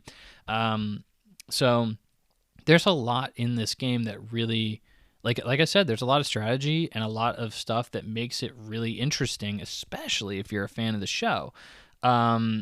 problem is there's like kind of a learning curve to that. It takes time to understand. I had fun once I got past that, but it took me like 5 games. It took me like 5-6 games to even really get to a point where I was like, I'm comfortable with what's going on. Once I did that, it was like really cool to actually kind of try and deduce, and using all the clues and the things that the game was giving me, like try and deduce who the killer was. And you can really think about it. Like you really do have to kind of put on a detective hat and be like, what the frick is like, okay, I have this piece of information, I have that piece of information, we need to work with him to find that. And it's like, well, we've already deduced this, we need to deduce that, like we need to do this before the next round because that they're going to win if they kill another person. Like it really does feel like you can figure it out with the tools that you have, even though you are given such a difficult situation to try and find this killer. And I had mixed results with my online experience. As any online game, it's why I normally stay away from them. Specifically, like some of the matches I got put in were like, I was the killer once. I was the killer one time, and the one time I was the killer, essentially, like I had done literally nothing. And somebody was just like, that guy seems suspicious. Pretty much like somebody just immediately pointed a finger at me and was like, I had done literally nothing. It was like, that guy seems suspicious. And everybody voted for me, and the game was over. And I was just like, well, frick, like I didn't even do anything. Like I didn't say anything. I didn't do anything. In fact, the guy actually, one way that you can positively identify the killer is if you see them pull out the death note and write in it. And the guy had said that he saw me pull out the death note and write in it. And I was like, he immediately took it back.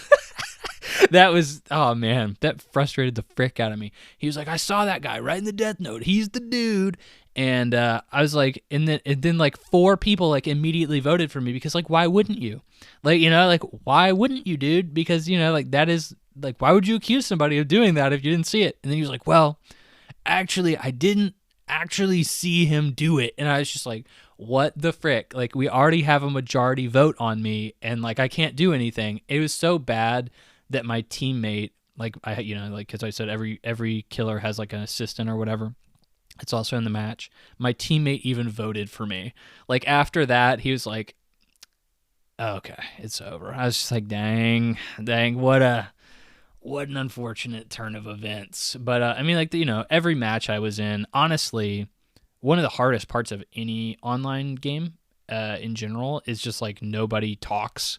But like every match I was in, people were very talkative because you have to be. There's so much information that you have to parse through that like you absolutely have to be like talkative and going through it all together and making sure that you have all the information you need and that you understand it all. And so like people have to be very talkative. And I was very surprised by that. I expected to go into these matches and nobody talk.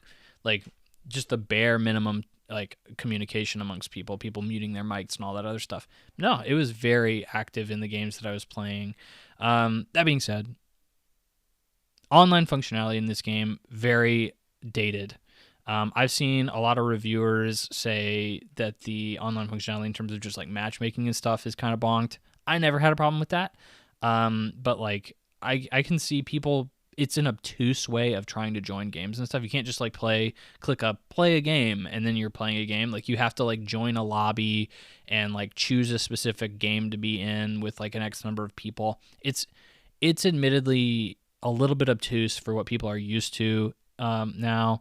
Also, there's a reason this game is free day one, and that's because it has a battle pass associated with it, a battle pass model of like purchasing stuff and obviously making money, and it seems very half-baked. It's like, honestly, how many Death Note skins can you possibly unlock before like you have them all? And like you just don't need, I don't see how many unlockables you can even get to make it worth going through an entire battle pass, or you know, like every season coming back and being like, oh, these are the coolest rewards now, I finally get to play as Light's dad, you know, like I that's cool, you know, like of course Like that's just not going to bring people back. And then like it's so stretched that even within the battle pass, essentially like if you unlock, like if you get to rank 5, you'll get to unlock one of 3 things. And then like when you get to rank 10, you'll get to unlock one of the other 3 things that you hadn't already unlocked from that group of things. And I'm just like, okay. Like what are we doing here? What are we doing here? This just seems silly. So I think it's, I don't know how many people are going to get on that, but we'll see. So I mean, at the end of the day though, I enjoyed my evening with it. I played a handful of games, some of which were great, some of which were meh. That's just what's going to happen in games like this. But by the time I really got into the swing of it, I was like, dang, like this game really has a lot going on for it. And I think if you had a really hardcore group of people playing, I don't even think Kira could ever get away with it. I mean, because it's just, once you know what's going on, it's really kind of cool to figure it all out. So it's free, which is the best price you can possibly ask for. So I think if you have a group of friends, if you have 10 friends, or 9 friends that you can enlist into downloading it and playing with you, I think you can have a lot of fun, a whole lot of fun. As it stands, it's a crapshoot, as any online game is, but it can be a lot of fun if you get into it. That's the main thing. Moving on to game number 2. This is an interesting one. Free again for PlayStation Plus Extra, which gives so many good games each month. It really is an astounding value. I really enjoy it. This one is one that piqued my interest because I played the original a long time ago, and that is Dead Island 2. Dead Island 2 is an interesting one. It's got kind of mediocre reviews, right? It's like at a 74-ish, 75-ish on Metacritic, something like that. It is a zombie first-person melee game.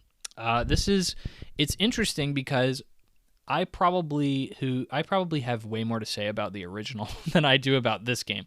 And it's not because I only played about 3 or 4 hours of it. It's because like there's so much more of an interesting story behind Dead Island 1.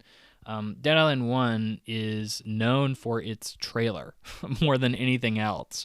If you don't know, like the original trailer was so good that it actually, like, Hollywood signed the game for a movie deal, and like the series was considered like a success before it even released, because it was like this like trailer that essentially rewound. It started with like this little girl that was dead, and like it rewinds as she's falling up the building that she fell from, and you get to see these like the zombie apocalypse kind of starting as she's being pushed out of this window. And it was a very good trailer. Like I still remember it now. Like it's very well done. Hopefully whoever made that went on to do something nice other than Dead Island. But like the game released and it was just a mess. It was critically panned, not mixed probably is a better word. I remember the game. I played it well after release actually. And it was broken. It was so broken. I played it a lot though, because at that time I didn't have a lot of money. And so like I got it for like $20 and I was like, that was a big chunk of change. Like I got to get my money worth out of this. And I remember getting so frustrated with it. The game was so broken that I would manipulate death spawns. So I would intentionally die. So I would intentionally like run to a checkpoint and die so that I would revive on the other side of a wall and continue the game. And like that became a legit strategy. Like to get through the game was just run into a horde of zombies, get to a checkpoint and die. And then when you respawned, all the zombies would reset their positions and you just continue on. That was literally how I played like the last half of that game, because it was just not fun. It was not fun, and it was just so poorly. It was just broken. It was like I don't even know how it became that success. Well, obviously it was the trailer. The trailer made it successful. But anyway, I have a lot of nostalgia for it though. Like the game kind of became a meme. There was a rap song that was in the game made by Sam B. And that character is actually a recurring character that you meet very early on in Dead Island 2, and is like a major character in the game. This game is nothing to write home about. Everything that I've ever heard about it is it's fine. It is competent. It is like the bare minimum for what a 7 out of 10 game is. Like this is like the definition. And yeah, I have to agree. Like I have to 100% agree. Dead Island 2 was like fine for an evening. It was competently put together, but like its melee combat gets old really fast, and I think that's like the kiss of death. Like once I got like, I think I actually got about a quarter or a third of the way through the game in like one evening, and I was like, I've seen and done everything I need to do in this game. Like I know what the rest of this game is going to be. I've experienced the combat for what it's worth, and I probably should have stopped playing this game like 2 hours ago, and I probably would have gotten the exact same amount of enjoyment out of it. I see this as a game that you easily can play. Like this is Dead Island. It's just like, what if this game was not broken, and like somebody actually like kind of tried. So like there's still like co-op. You can play with several friends.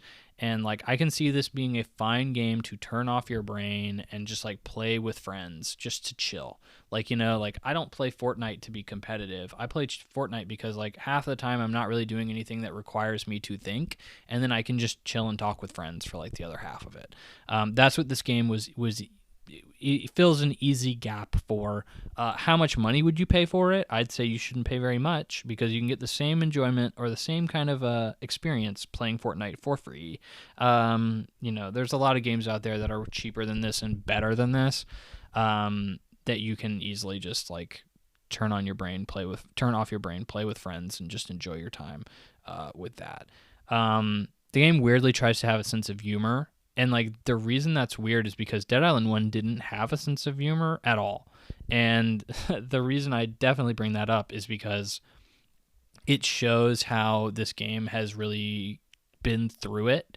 And honestly, the fact that this game is even semi-playable is a miracle. If you didn't know, Dead Island has been through an absolutely arduous development cycle. Horrific. If you look at the original trailer for Dead Island 2, its reveal trailer, which was years ago, not only has this game gone through multiple studios, it's gone through multiple personas, specifically Jack Black. If you may be raising an eyebrow to that, Jack Black is a voice at the very end of the original Dead Island 2 reveal trailer. He was meant to be a main character, and even more so, there is a spin-off game of Dead Island 2 that came out a long time ago that is a side-scrolling beat-em-up title in which you play as Jack Black's character. Jack Black is the voice of the character, and it's very obviously like a Jack Black-esque kind of character that you're playing as in this side-scrolling beat-em-up, and it's just like, holy frig. Like, yeah, like this game still has a small sense of humor. It's not very funny. It's like not even giggle worthy. It's just like, oh, this game's trying to be funny, isn't it? But like it's very obvious that this game at some point wanted to have a sense of humor and like had cast Jack Black to be in it. Yeah, that completely got scrapped somewhere along the way, and I don't necessarily blame Jack Black for bailing. Yeah, this game did more for making me want to go back and like play the opening couple of hours for Dead Island, and just like kind of relive some of that janky nostalgia that I have for that game. Even though that game sucked, like I still have memories of it. It's very, very janky memories, but memories nonetheless. Not much to say about that one, but it was an interesting one to say the least. Interesting to experience it, especially for free or for a membership price to PlayStation Extra. But anyway, the next game I played is one that I think is definitely kind of a out of left field pick. I guess I'll preface it with saying that I am a sucker, an absolute sucker for narrative choice-based games. If you tell me that your game, I can alter the course of the story, or that your game is like a game that is heavily narrative focused, I'm like, I'm in. Like, well, what do I gotta do? Like, say less, as the kids would say. But this one is Road 96, a game you've probably not heard of before. It's from a pretty small development studio that hasn't done a whole lot. They've done 1111 Memories, which is like kind of an artsy narrative game. I haven't played it. I don't know many people who have. Road 96 is easily like the most mainstream game that they've kind of produced, and I mean, like, that's kind of a stretch to say that, but it is a narrative choice-based game, and what makes it interesting is is the subject matter and how it decides to present that. Specifically, it's about a group of political refugees who attempt to make their way across the border of their country to escape. Like, there's like essentially teenagers are being put in like labor camps for trying to escape the country, and so they're like, yeah, that's kind of messed up, I'm gonna leave. And so they're putting teenagers in labor camps. It's never explained in the game as to why, but it is what's happening. And along the way, you meet like a host of interesting, wacky characters that you continue to meet throughout the game, recurring characters, and all of those characters have like intertwining narratives that you get to see at the very end of the game. It is okay. This game was billed as, it was advertised as a roguelike narrative game, in which you would die, or you would win, or you would die, and then you would have to start the campaign over, and you'd have to make more decisions to try and progress, and so on and so forth. It is quite the stretch. In fact, I would go as far to say as it is false advertising to try and say that this game is a roguelike narrative game. I mean, like, that's what freaking Ken Levine, the creator of BioShock, is billing Judas as, is like a roguelike freaking narrative game. So in this instance, it's definitely not that, and he's saying that's like a revolutionary thing that nobody's been ever to do before, because it's so, budget and creative heavy. And I think that's absolutely accurate. I don't even think Judas is going to be that much of what Ken Levine is saying it's going to be quite honest. But in this instance, it's like very transparent. Like, this is like, no matter what you do, the game story is the exact same. And the game definitely tries to make it seem like, oh no, you're doing stuff. But I'll get into it later. But it's definitely a stretch. This game is really political, like really political. And when I say that, I don't mean like, oh, liberals are stupid or Republicans are stupid. Like, they don't talk about it like that. I mean, like, politics, as in like, it's about politics. Like, the choices you make in this game are not like the good and bad decision. It is the rebel against the government decision, abstain from politics decision, or vote. Those are your three options in any situation, in any given moment. That's what you're having to decide between.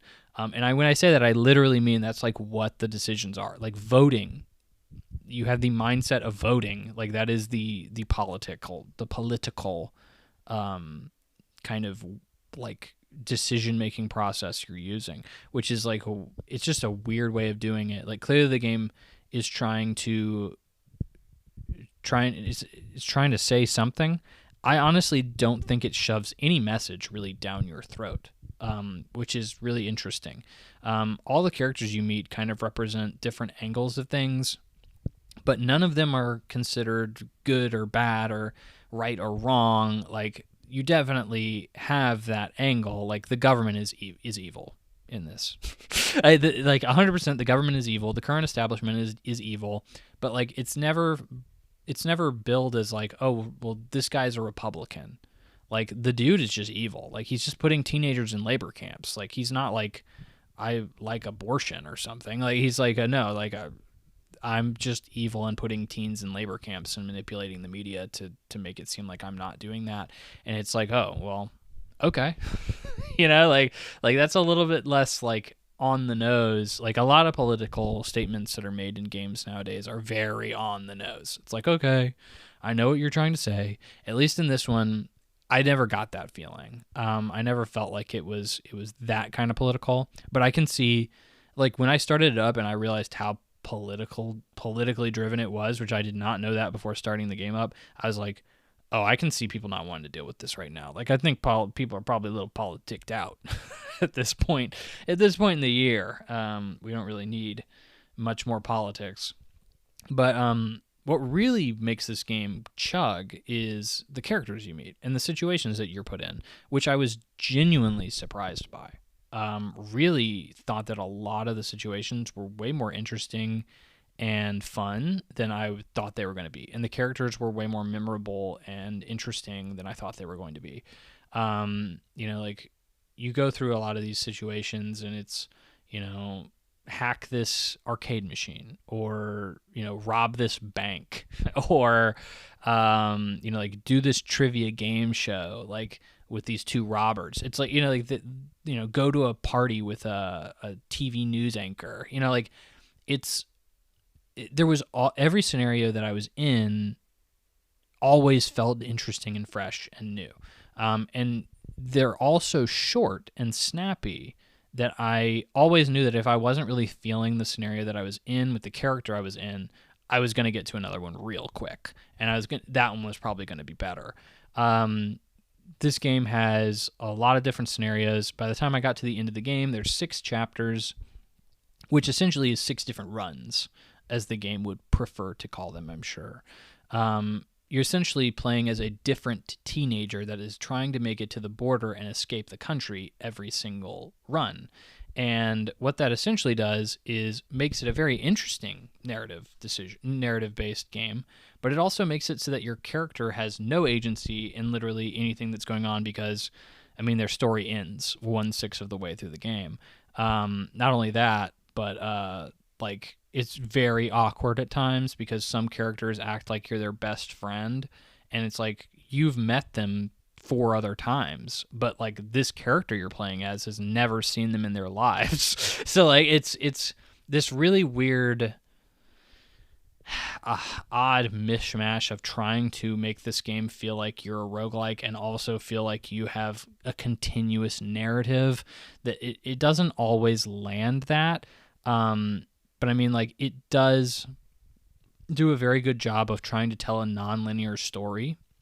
And I think it does work in what it ultimately tries to set out to do, which is tell a non-linear story that you're, kind of experiencing in a random order, which you are. And by the end of the game, I did feel like I understood all the elements. Like at the beginning of the game, I was like, I don't understand what's going on here. How do these characters relate? Or why is this character acting this way? And then, by the time I got to the end of the game, I was like, oh no, it all makes sense.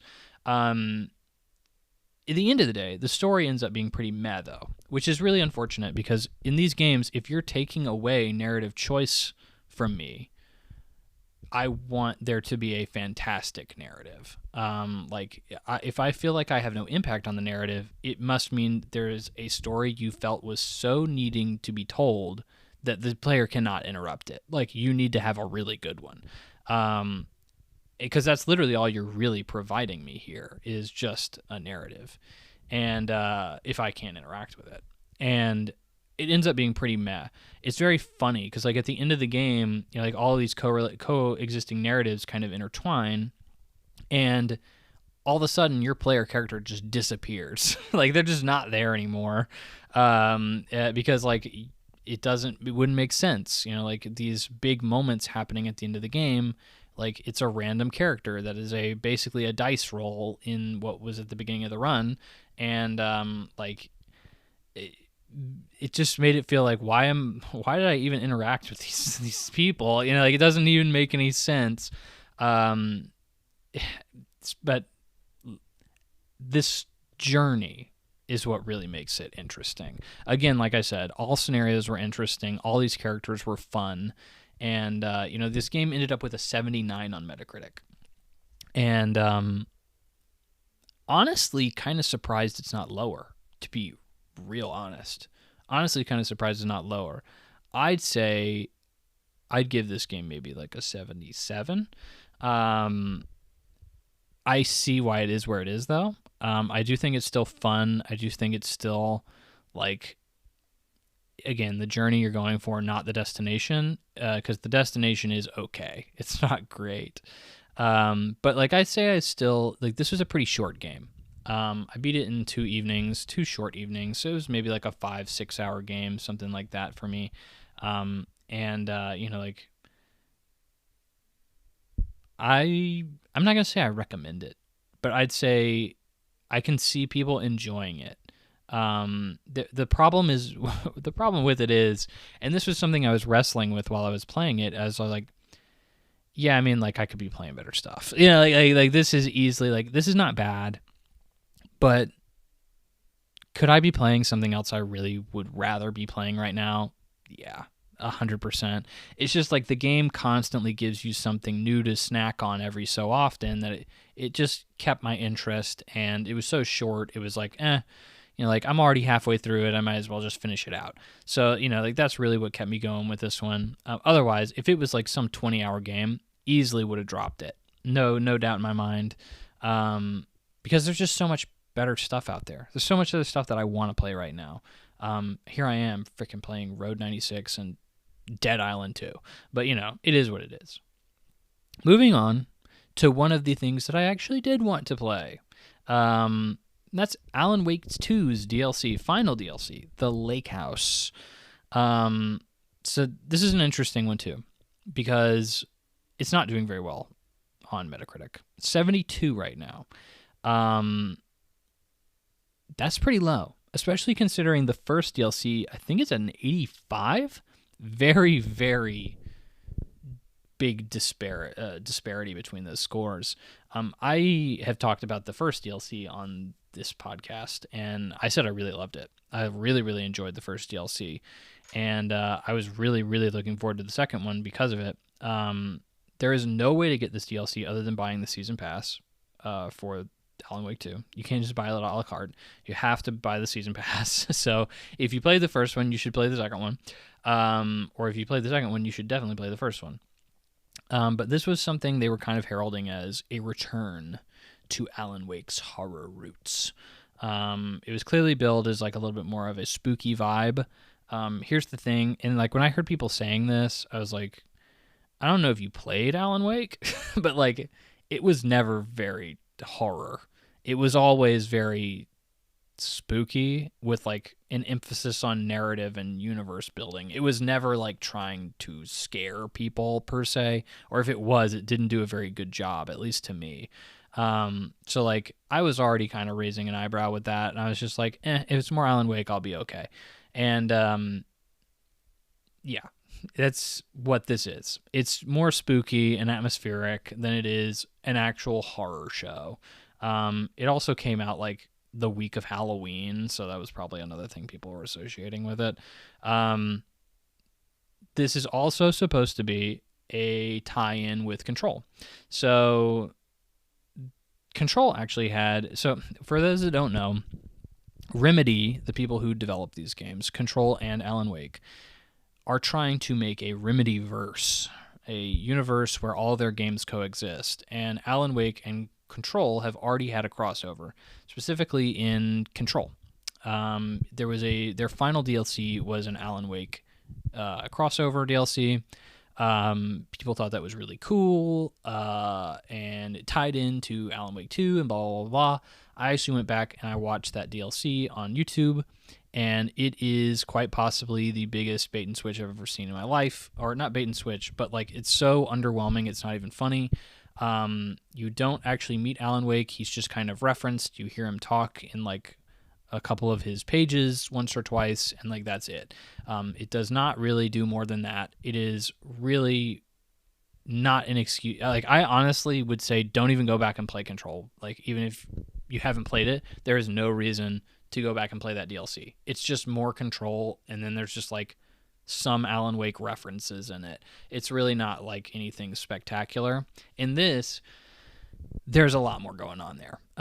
There's actual like bureau characters that you're playing as. Like the place that you're investigating is like a control outpost on the lake of Alan Wake 2 and 1, I guess, that is controlled by the Bureau of Control. And it is, you going in and finding out like, oh, something really bad happened at this facility. What happened? How can I rectify it? And pretty much does it tie into Control 2? I mean, I don't know what Control 2 is technically yet, but it seems like there is a little bit more breadcrumby stuff to like tie into a sequel to a game than was in Control's DLC for Alan Wake. That being said, I don't think you need to play this DLC at all in order to fully understand what's happening in Control 2. I genuinely don't think there's enough here to tease a sequel to Control 2. It's cool that there's like a more of a crossover element to it, but I don't think that there's enough. Like, it's still a bit of a stretch. You clearly won't have to have played this DLC in order to understand what's going on in Control 2. Like, that's just obvious. This DLC has like a very self-contained story. It is not trying to build into any overarching narrative within either Control or Alan Wake. You're kind of just finding out like I said, like there were two people who were running this facility and like what ends up happening to both of them and why this facility goes off the rails is pretty much all you're doing in this DLC. There's a new enemy type that it's introduced. But yeah, that's pretty much it. I mean, like literally that's about it. It is about a 2.5 hour DLC. I mean, the first DLC only took me like maybe an hour to beat. This one was like 2.5, and I feel like I was taking my time. So like when I say that's about it, that is about it. Admittedly, I didn't mind that. It was a decent story. It was fine. I had already paid for it, and like I think the original DLC, Night Springs, was well worth my entry price to the DLC. Both the DLCs, the Season Pass, for Alan Wake 2. So I was pretty satisfied with that. Like I felt like it told that contained story without overstaying its welcome. So I was pretty okay with it. I think 72 on Metacritic is a bit harsh. It's a little harsh. I think people were expecting more from this DLC. Clearly expecting more. It's not very long. It's really just more Alan Wake. Like, that's literally all it is. There's no mechanics from Control. There's nothing really particularly interesting going on here. It is just more Alan Wake, and without Alan Wake in it, unfortunately. But it is, like, just more of that. And it's like, okay, if you wanted 2.5 more hours of Alan Wake, here it is. And, I think that is definitely going to be disappointing, especially after Night Springs was really cool. And Alan Wake 2, the base game, was really, really awesome. So I think it's going to disappoint a lot of people just because expectations were high for it. So I think this is more like a 78, honestly, like a pretty big difference, right? I think it's more of like a 78, 77 maybe. I think this is just like clearly people responding poorly to the fact that this did not meet their expectations. So not a lot to say on that because it's just such a small thing. But that's my thoughts on Alan Wake 2's DLC, The Lakehouse. And finally, I saved my biggest impression for last, mainly because it's the only like full game I played. But on the plane to Japan, Nippon, I played and beat Princess Peach, Showtime. This is an interesting one. I keep saying that, but it's true. Because I played this game specifically out of spite. Fantasy Critic is something that we've done on the podcast, and it's also something I'm involved in another league on. So Cam, our lovely Cam, played this game, or drafted this game. I think it was his second or third pick. at the very beginning of the year. And it came out and it has a 74 on OpenCritic, or 74 on Metacritic, 75 on OpenCritic. And that is way lower than what you'd expect from a first-party Nintendo game. So I drafted it in I'm in a very, very competitive league, and another league, and I drafted it, and it pissed me right the frick off, because at the very beginning of the year, essentially put me off on a really bad foot, because like this game really heavily underperformed, and I know Cam kind of felt the same way about his pick for Princess Peach. So most of the time when you're talking about reviews, Nintendo games are really easy pickups, because it's like, well, of course a Nintendo game is going to review well. It's Nintendo. Like, I genuinely think that Nintendo typically gets a review bump.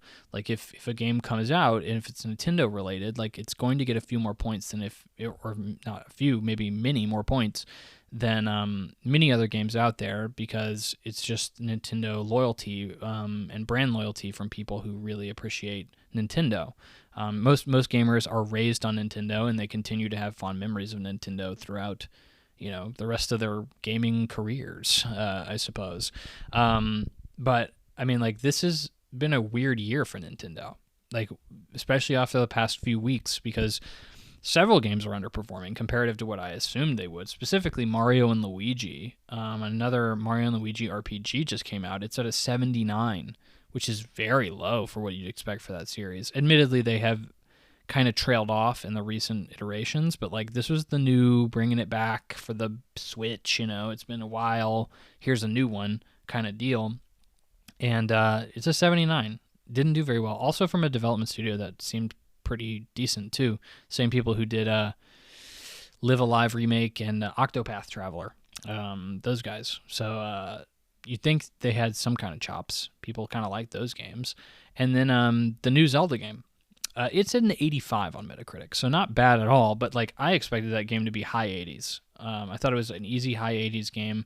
The previous game that those developers worked on, Link's Awakening, was high 80s. So like, I just assumed this one it seemed like it had more going on. It was an easy high 80 pick, and it was mid 80s. So like, it's very, to me, seemed underperforming. And then of course, Princess Peach, Showtime, which clearly underperformed. Is very interesting. I went to Japan, which is obviously the, like, one of Nintendo's like hotbed areas. And this game came out at the beginning of the year, obviously, when I went there pretty late in the year. And I saw Princess Peach Showtime merch that clearly had just not sold.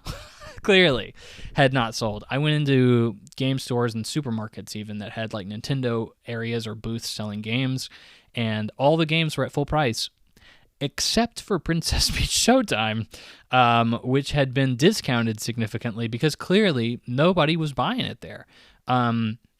This game clearly flopped critically and commercially, and I really wanted to find out what the frick was going on, because it had personally affected me. So like, I was determined, bound and determined, to figure out what had happened here and if it was really as bad as people say. So this game was made by Good Feel Games, developed by Good Feel Games.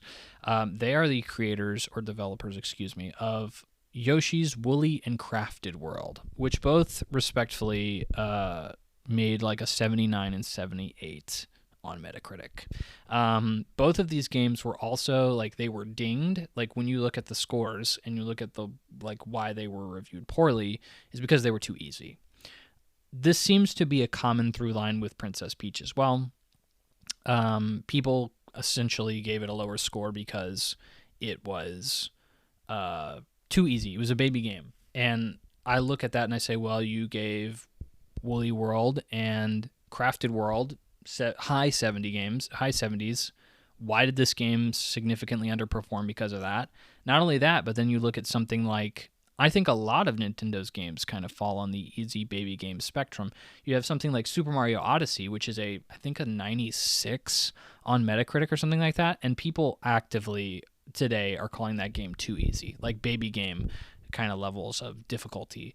And like, if that's the case, like, reviewers need to kind of have a a standard of what makes a game too easy and how many points you're going to be taken off for what is too easy of a game. I think the big one for me is Kirby and the Forgotten Land.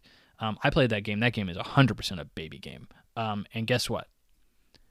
85 on Metacritic. And I'm like, what the frick? Like, this is definitively a baby game. It's made for babies. Like, it is so easy. It's played itself. Why are we sitting here giving it an 85, but we give Princess Peach a 74? Like, it's such a discrepancy that it makes me feel like there's got to be some collusion. There's got to be something in the water here. Like, what has happened? So I started up. This game follows Princess Peach. She is going to the theater, going to see a nice show without her man, just single, as she does. And an evil lady named Grape shows up. Get it? Haha, because she's Peach. This lady's Grape. Shows up and overtakes the theater, makes it all evil and stuff. And Peach has to go into each one of these plays, don a new costume, become the protagonist of the play, and save these plays, and eventually kick out Grape. Each costume gives you a new ability, a new power, and like you kind of go into you have like different objectives with each one. So like for instance, you have like the main one that's kind of being marketed is the sword fighter one, which essentially just gives Peach like a sword and you fight dragons and stuff with it, and you basically just beat the frick out of people. There are several costumes very similar to that. You have like a karate expert, you have like a superhero costume. These are all just like essentially kind of vaguely different, but still very similar, like just beat up people, like costumes. Then you have some that are really, really different, like the baker costume, where you have to like decorate and bake cookies as part of what you're doing, is actually one of my more favorite costumes. Like I actually kind of enjoyed it. And then like the detective costume, where you have to like solve mysteries and put together clues to finish the levels. And there's a few other creative ones as well, some of which hit, some of which don't. They're kind of all over the place in terms of quality, not quality per se, but in terms of enjoyment. They're all a similar quality. They're all very similar in quality, but they're all different in terms of enjoyment. Some are mid, some are good, some are bad. None of them are so bad that it made me go like, oh, I hate this bull crap. You know, like this game's worse because it's even included here. So like, I can't say that that's a problem. None of them overstay their welcome. Like each level or each costume has 3 levels associated with it. And then there's like a handful of boss fights throughout the game. So it's, not really that long of a game. It took me like 6-7 hours. I feel like it was about 7 hours to get through the entirety of it. Not much content afterwards. A lot of Nintendo games will be very, very easy throughout the base campaign, and then at the very end, you'll unlock a bunch of hard levels. Princess Peach doesn't do that. There are some challenges at the end, but they're not worth doing at all. It's basically like a hide and seek game or something like that. It's like, it's nothing worth playing, is essentially the case. So that's basically the game. That's like, I just basically explained the game. I could go into more detail about each individual costume or, like the gameplay mechanics around that, but let's get to the crux here. Is it easy? Heck yeah, dude. It's super easy. It's ridiculously easy. Like, I even am a guy who doesn't really care about difficulty that much. Like, if I play a game on easy, I don't really care. Like, I don't need a challenge to necessarily be like compelled to play a game. Like, as long as there's something there that's worth it, like even visual stimulation or anything like that, like I'm cool. And even I was like, okay, this is a little bit baby. Like, I think this is ridiculously easy. Like, it's every enemy dies with one hit. They're, like in the sword fighting elements, there's like things that attack you, but like you have like a kind of like a counter of sorts. Like if you press the button at the right time, you'll like dodge the attack. And in this instance, the window is so large for you to do this like super dodge or this counter, that it was like I just was mashing the buttons during combat. I was just mashing the buttons during the sword fighter combat, and it like didn't matter. Like I would dodge everything, I would attack everyone and kill everything. It was just like the game was almost on autopilot. I never died, or excuse me, I died once, but I was not paying attention. I think like a flight attendant came by with a drink or something, and I was just like, oh, thank you. And like by the time I looked back at the screen, I was dead, and I was just like, oh, okay. So I never really died. So I see where the criticism is coming from here, right? It's easy. Does it really mean the score should have been bombed like this? I think that is highly debatable. Like, I think most likely it deserves some points taken off because it's so on the rails. But like, again, other Nintendo games get a pass. So like, this is kind of dubious. Like, this is kind of like, we really, this game getting this really sour end of the stick on this it's really kind of rubs me the wrong way. I'd say that like there are pretty climactic moments in a lot of these, like the climax of all of these costumes, stories or events or whatever you'd say, is like, honestly, like a lot of them were kind of cool. And I was just like, oh, that's cool. Like, I never was really like super drawn to this game, but I was like, oh yeah, like I can see somebody really enjoying this, or I can see somebody enjoying this. Maybe not really enjoying, but I can see somebody enjoying this. I'd say 74. Oof, I think that's tough. I think it's still pretty close though. Is the unfortunate thing. Like, I really wanted to come out of this and be like, stupid game critics being really stupid and biased and gay, and 74, you're stupid. And it's like, it's really not. Like, I think this game kind of deserves like a 76, maybe a 77.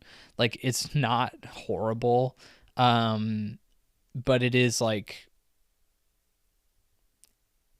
it is still, I would love to go back to those like Yoshi's Woolly World and specifically Kirby Forgotten Land and be like, yo, you need to freaking like get your head out of your butt, because like that is clearly that should be lower because you bombed Princess Peach. I think there's also probably a little bit of animosity, I would almost say, towards like Switch games being like performance. I did not really care about the performance on Princess Peach. I saw several people take off points because performance was poor. I've seen that on people also taking off points for the Zelda game and the new Mario and Luigi game because performance was poor. But yeah, it's I think a possible explanation as well is some points are coming from that, just the tail end of it all, tail end of the life cycle of the Switch. Excuse me, I'm sorry, it's been 2 hours of me talking nonstop. My throat hurts. I'm doing the best I can, but I also want to say that like just a shout out to Puppeteer. This is a clear game that's trying to be a Puppeteer. If you don't know what Puppeteer is, it's a game that nobody played. It's a Sony exclusive that where you're playing on the theater, and like everything you're doing is like a theater, like kind of theater based, in the theme of a theater, and they pull it off so well. It's so awesome. Princess Peach doesn't really do that. Also, I wanted to make a reference that this is Princess Peach's second starring role in a video game. The reason that that's funny is because the first game was a game on, I believe, the DS, where you use her emotions to fight bad guys, which is super funny and very sexist. So like she would cry to like fill up. You would just tap a button and she would start crying. You would harness the power of her mood swings to, because what else does a woman have to fight with, I guess, other than her emotions. At least that's what the Princess Peach, Super Princess Peach is the name of the game. Super Princess Peach had to say. So just that game is always very funny to look back on. But this is definitely like more of an empowering, like Peach doing cool stuff, like very multifaceted individual. She's able to play all of these roles and so on and so forth. But yeah, I think the game is definitely mid. I think The game is unfortunately very mid. It is, again, I'm glad I got it off my chest. Like this was like such a sticking point for me earlier in the year. Like I was so frustrated, but at the same time I was like, do I really want to waste my time playing it? By the way, I didn't pay full price. I got it on GameFly, which is also something I'd like to recommend. If you want cheap games, or if you want to get the best prices on used games, go to GameFly. GameFly is always like, if you want a newer game for a lower price, GameFly is always trying to get rid of inventory that they don't need anymore. So they freaking fire sale that stuff, and it's really easy to get a Nintendo game where you're never going to see a price drop for like $30, which is what I did with Princess Peach. So I did not pay full price for it. Very happy about that. But anyway, that's everything I got, which is a lot, right? For being gone for 2 weeks or 4 weeks, and I didn't have like that much news happen while I was gone. 2.5 hours, baby. I'm here.